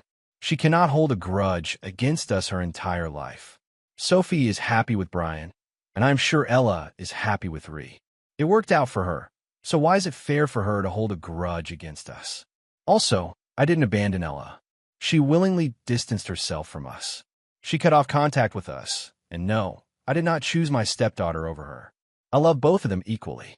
If I was in Ella's place, I would have at least attended Sophie's wedding and not leave the town without any short notice. I tried my best, but she was the one who was still cold towards me, and I was devastated because I couldn't go to her wedding. Jack was sick. He couldn't walk properly because he became weak. I would have gone if I could. I sent a gift and told her we will make it up to her. It's not like I intentionally didn't go. Edit. Look, I did not abandon Ella. I tried to be there for her when she and Brian broke up. I went to her place to support her almost every day. I just think it is silly to hold on to something that happened years ago. I get that she didn't want to be a bridesmaid, but she could have attended the wedding. I never pressured her.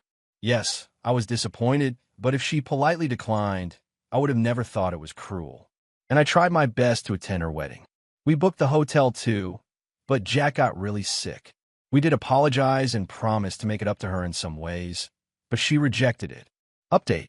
Ella's half-sister made a post, equals hi guys, this is Bella 17, F the half-sister of Ella. So, basically, I am writing this update to clear things out. You see, this whole argument with Ella being pregnant happened 2 months ago. There have been fights and crying on my mom's part. I tried my best to explain to her that what she did was over the line, and she cannot expect Ella to be okay with it after she, my mom, hurt her. My mom still insists Ella is being unfair. She thinks every other person would agree with her LOL, so I gave her just that. I've been on Reddit for about 3 years. I have seen how people tear apart people like my mom, so I told her that she should post it anonymously on Reddit about it. I did help her in the steps to make sure she includes everything, but she still left out some parts. I challenged her that nobody thinks she is right after the. She pulled it was hilarious to see my mom reacting to the comments. She genuinely thought people would be on her side, haha. She read the comments for 3 hours. You guys, even her, and those are the cherry on top seeing how people actually see her. She literally cried her eyes out. She's still in denial and keeps saying they don't know anything. Well, she had a breakdown of how cruel some comments and PMs are. My dad came home and saw mom crying and scolded me for airing out our dirty laundry. My mom demanded that I delete the post.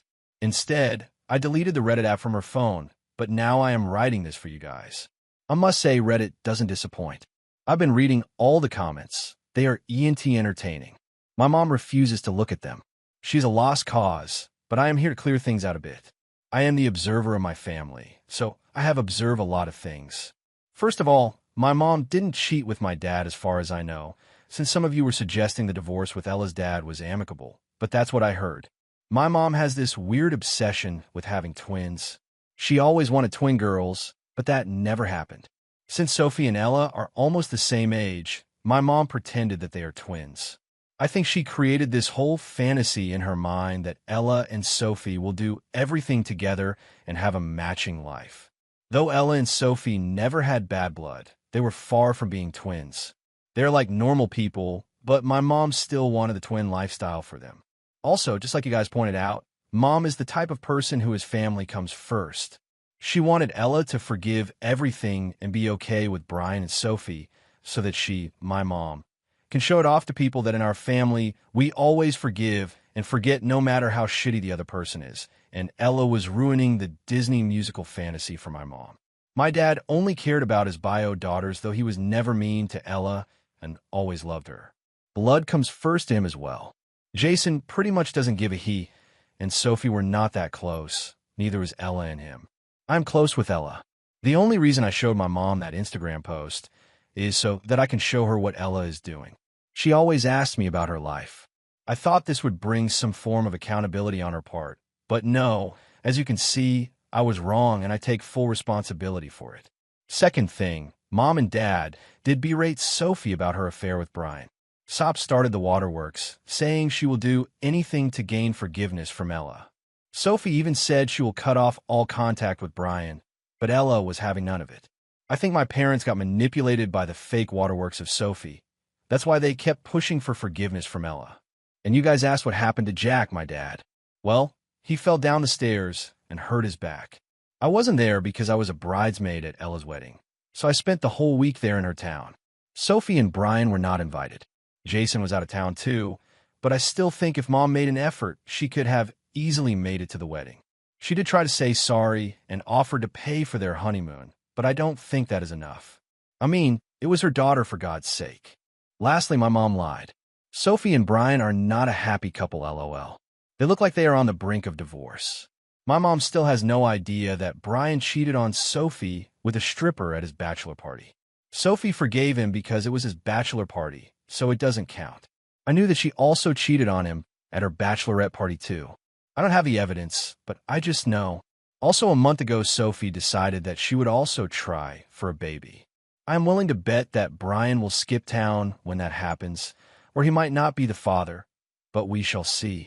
Finally, I am sorry for dragging you guys into my family drama. I just wanted mom to see that she is wrong. She even tried to save her ass by replying, but you guys gave her a new one. I was a little skeptical about posting here because I know a lot of you guys would think this is fake and not give proper replies, and sorry if you felt deceived that someone else, coder stop, to make a post. So I'm being clear once, and for all the first post was made by my mom. This update is being written by me, Bella, the youngest sibling extended from Ops comments. The fact that Sophie and Brian's marriage lasted 5 years is astonishing, but it is now hanging by a thread.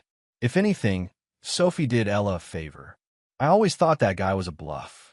Also, Ella has blocked my mom, Sophie, Brian, and Dad. Her only communication is with me and Jason, so I DK if there will be more drama, but even if she doesn't talk to Mom, I know she cares for her. I lied to Mom that she also blocked me after the fiasco. And besides, I will be 18 in 3 months, and I am planning to move out because I'm applying to college in a different city. About the rest of the family, well, Jason lives in his own world, just occasional hi and hello. Like I said, they're not very close. Ella and I also talked a lot. I was sad when she left. I was the last person she talked to before she left town.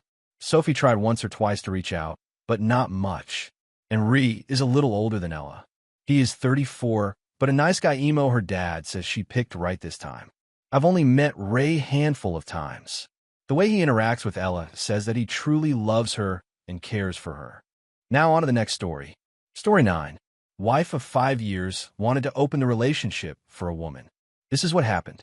I've been married to Dee for 5 years, and we are both in our mid-30s. Last year, Dee told me she thinks she is bisexual and would like to explore having a relationship with a woman. I asked if she wanted to explore as in a hookup or a real relationship, to which she replied an actual relationship. She felt she had so much love to share, but my concern was if she had enough time to share, and I said I wasn't on board, and I thought the subject was closed. About 4 months ago, Dee brought it up again and said she would be happy with just an FWB arrangement, not an actual relationship.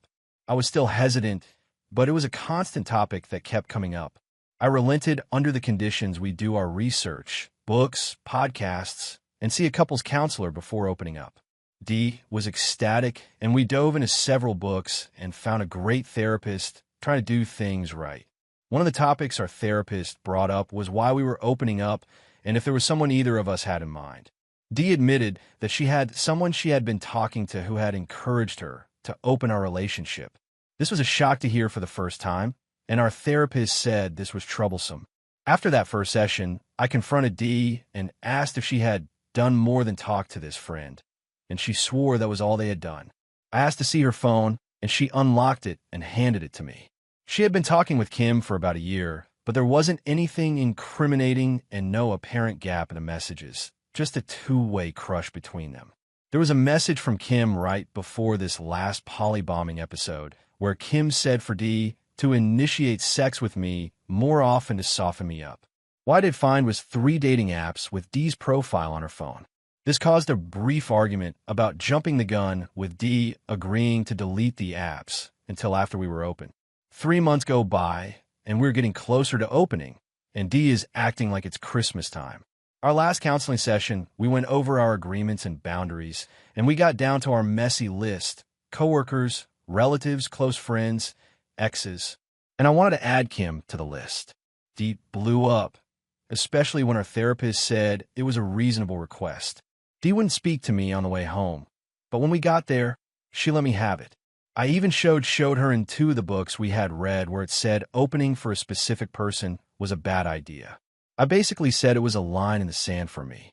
I would be just as happy remaining monogamous.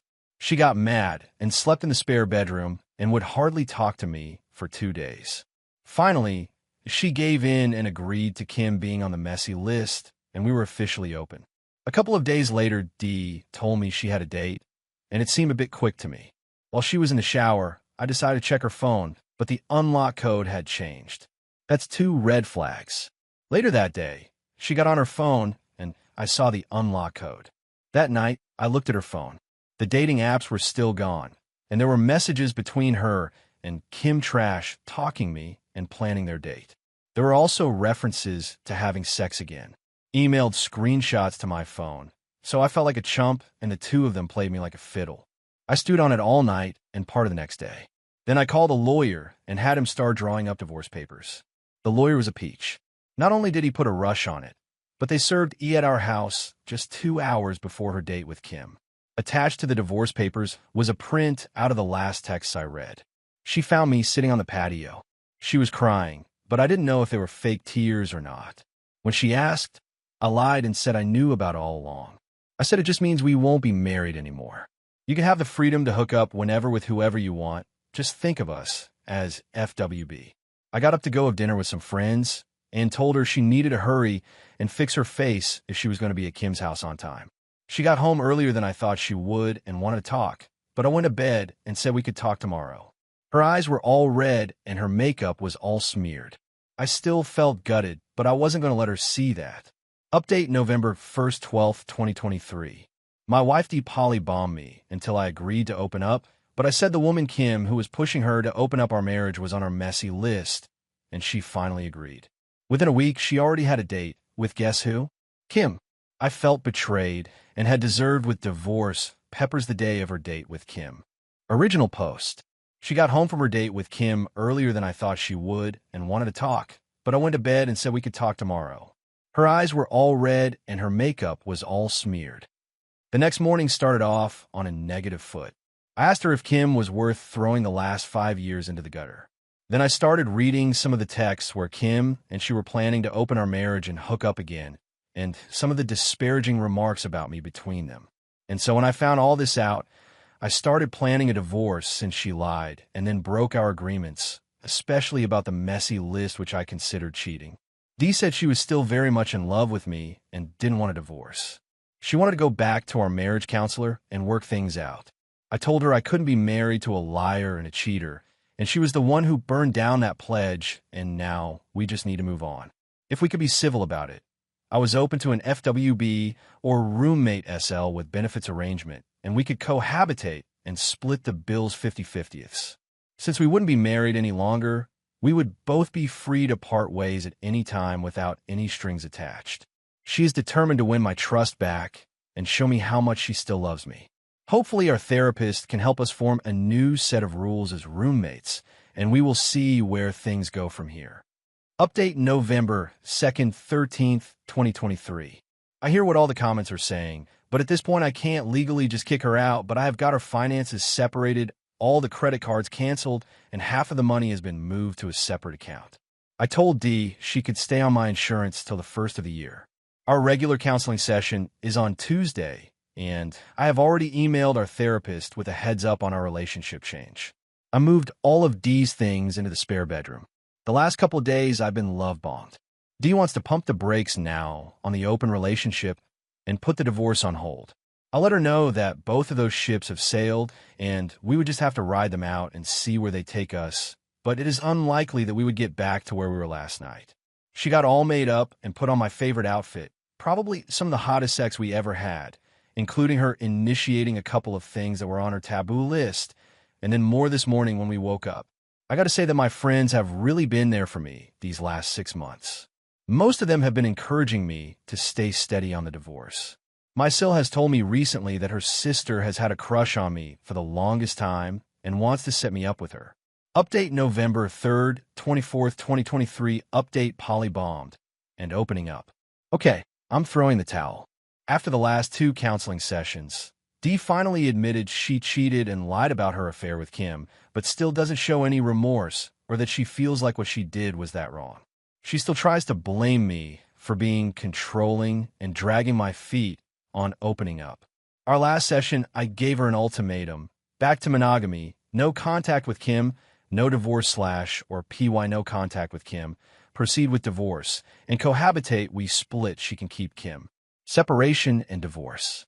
Dee thinks we can work out option 2 and still keep Kim, but I told her I felt like Kim instigated all this, and her presence was a deal breaker for me. I'm still being love-bombed at home and pressured to give in her desired outcome.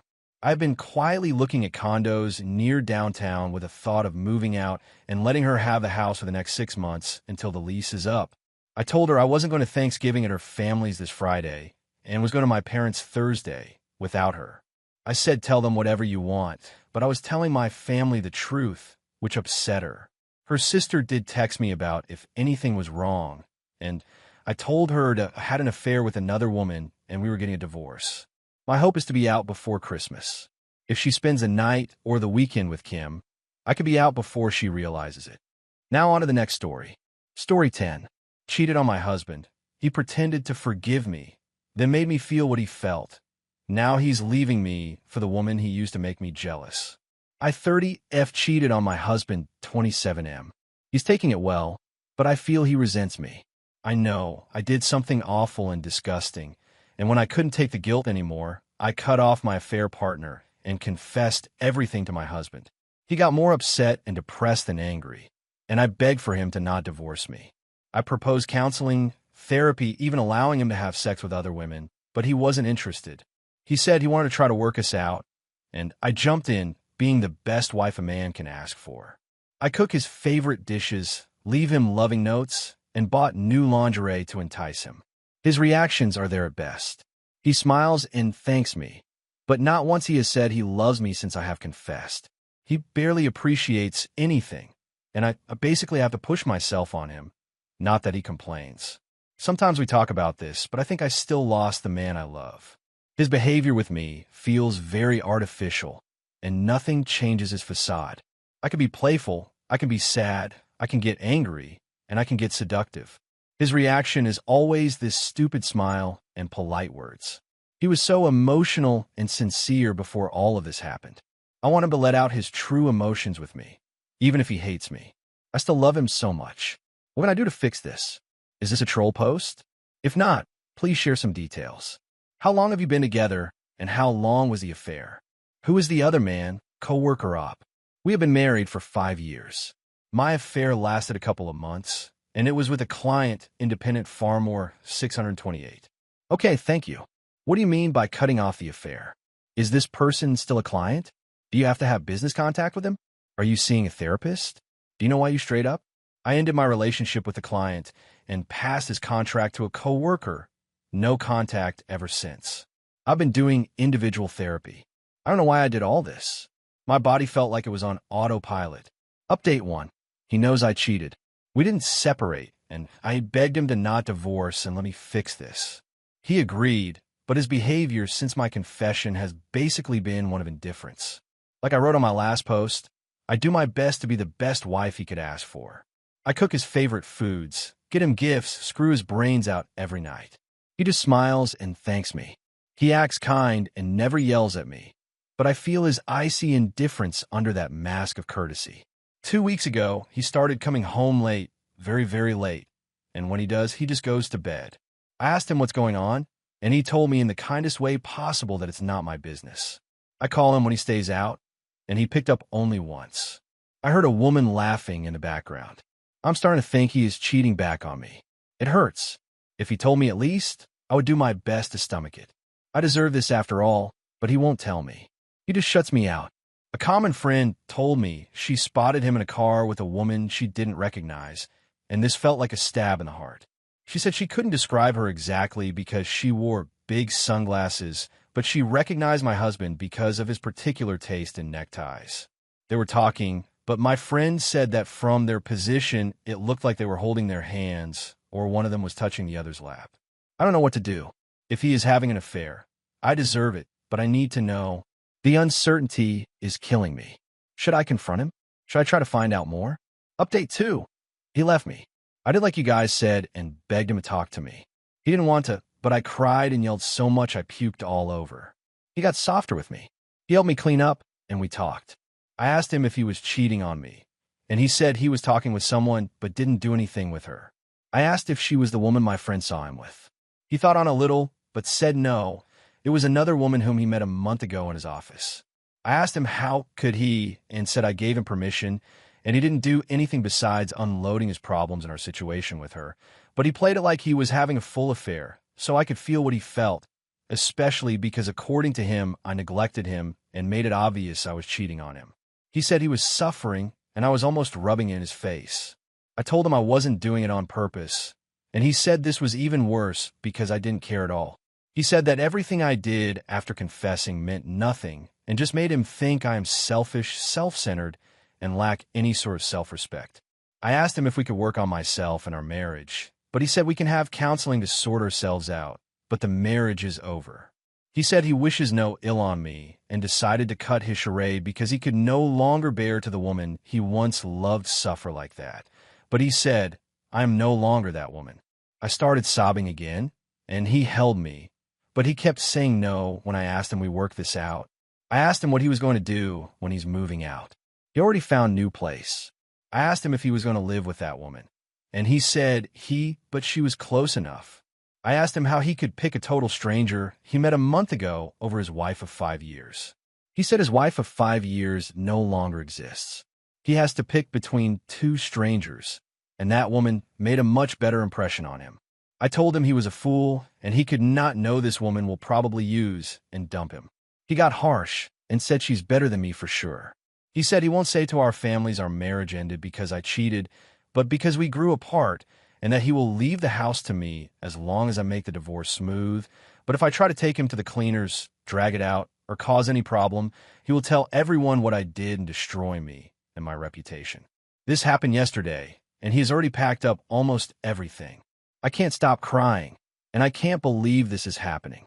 This is horrible and unfair. One last comment from the Opie. You guys are right saying that I suck, but he is fault too. He never really wanted to fix this. He used me for months and then discarded me. And yet I want him back and forgive and forget all the hurt we'd done to each other. As for his girl, I don't think she will be good for him. Update 3. Got served divorce papers today. This feels like a nightmare. I keep telling myself it's not real, and I'm going to wake up. My husband moved out 2 weeks ago, ostensibly to live with another woman, but I kept eyeing him, had some friends tell me is going on, and seemingly there was no other woman at all. I thought, I hope he was just collecting his thoughts and that he would come back to me, but today he did it. He had me served. I don't want to believe he is done with us. I love him so much, and I miss him every day. Now on to the next story. Story 11. Discovered that my wife cheated on with a dog breeder, so I took my revenge. I 32 male and my wife 32 female were huge animal lovers, and in our 8 years of being together, I thought it would keep our bond strong. In fact, this is what brought us together in the first place. I remember putting in my dating profile many moons ago about wanting to go on a date with someone who was at the park with my dog. She messaged me back and said that she wanted to do the same. Now our relationship seemed so perfect from the start. We both got along super well in our love for animals, especially my dog brought us closer. She didn't have a dog herself, but instead a cat. The cat and my dog grew to love each other when she moved in with me. I thought that she was the one and the most perfect person I could think of. I mean, come on, animal lover, and didn't want to toss away my dog, my best friend. It seemed so right. Naturally, I popped the question quickly. I imagined we could all have the animal house we wanted where we got along swimmingly while hiking. I asked her at the top of the mountain one day. She said yes, and I was over the moon. We planned the wedding quickly and had a small ceremony where we and a few family members got together. My dog was the ring bearer because he mattered so much, and neither of us knew anyone with sons to take this responsibility. From the moment I said I do, I knew this life would be perfect, which is why I still don't understand why my biggest love is what caused my relationship's downfall. So here we were happily married and with our animals. 3 years into our relationship, her cat Spartacus got along super well with Boney, my dog. Naturally, I figured that our family of 4 would be the idea until she asked a question. This was about 5 years into our relationship. She said that we might get him a companion because Boney was getting older. I told her nope, he doesn't need it. Boney never seemed to care about other animals. He just liked his treats and pets for me. I took him out every day to get exercise, and while Boney was still spry and happy, I could tell he was getting old. The vet warned me that his joints were beginning to wear down, and he might not be the energetic dog I've had for over 10 years. She started to ask again. I kept telling her no, that this is a huge responsibility. She worked as a graphic designer, sometimes working long hours, and she didn't have the time for a dog. We had many arguments about it, until one day, and she showed me a freaking PowerPoint on why she should get a dog convent. I finally gave in. However, when we went to the shelter, none of the dogs seemed to fit. They were friendly, sure, but she didn't see one that fit her. She told me that she wanted a golden doodle. Naturally, these dogs are laid back, and their temperaments are great. It's perfect for old Boney because he's not as active as he used to be, and if the dog wanted to wrestle in roughhouse, Spartacus still acted like a kitten despite being eaten. She told me that there were reputable golden doodle breeders. I gave and told her sure, and she did her research. She brought up this breed, which was really close to our place, so I agreed why not. We could get the dog and then head back by the end of the day. At least she wasn't trekking me halfway across the country for a dog. We drove over there, and then we met the breeder. His name was Alex. Now, my wife is a bit flirty, but suddenly she started moving closer to him, engaged in conversation. This was just the initial introduction stage. It bothered me, but I figured maybe I was overreacting. We agreed to return in about a month, once the puppies were weaned from their mother. In that month, I saw a change in my wife. She grew distant, and when Boney and I went out to the park, she would stay behind. She told me it was work, but I have seen no major financial changes since then. Something wasn't right, and I couldn't put my finger on it. Naturally, I didn't want to cause trouble, so I kept Mom. A month passed, and we went over there again. Now these two were incredibly friendly towards each other to the point where I was being pushed out. This started to get me angry. I asked her if something was going on between Alex and her. They were close enough to each other, so naturally it could be possible, but nope, nothing. She told me he was just a nice guy helping her get her dog ready. We argued about it, and she told me I was being paranoid. I told her I didn't appreciate being left out of the decisions. We both needed space. Then it came time to adopt the little golden doodle. We paid the breeder fee, which is insane. I don't know why I thought spending over $1,000 on a dog was a good idea, and we took our tiny boy Moose home. Moose and Boney did well together, but I noticed she was not spending much time with the dog. I told her he needed some attention, and she brushed me off. Sometimes we got into fights over this. She would say to me she was going somewhere and leave me with the dogs. This was her responsibility, so naturally I'm getting a little bit pissed at this point.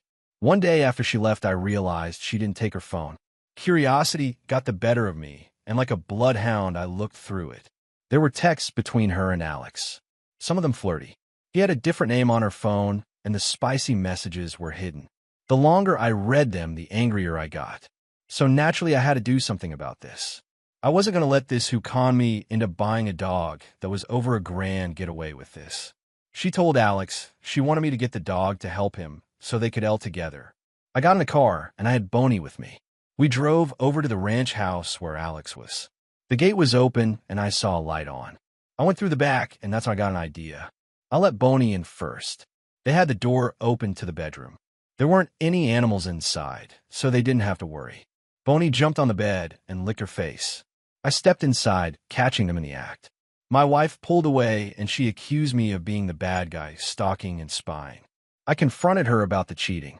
The tears fell, crocodile tears in my opinion. She asked if she could forgive me. She said that Alex, and she hit it off well, and she didn't mean to hurt me, but of course the damage was done. I told her not to come home. I changed the locks and called my lawyer shortly after that for the divorce proceedings. I told her that if she loved Alex so much, she should live with him. The proceedings went through quickly, and I got the house, the car S, and the golden doodle. While he was a handful, he became Boney's companion. It's a blessing in this otherwise messed up story. I blasted Alex's breeder business all over social media, posting that he's a cheater, a liar, and will steal wives. Naturally, the public stopped going his place, and for what I saw, it closed good riddance. The dog Spartacus and I are still in that house. She hasn't tried to contact me, and I think she either ran off with Alex or is alone. Neither of them is in my life anymore, and I do not want to find out. That's the end of today's stories. Thank you for listening. If it made you think, feel, or just escape for a while, smash that like and subscribe so you never miss our future stories.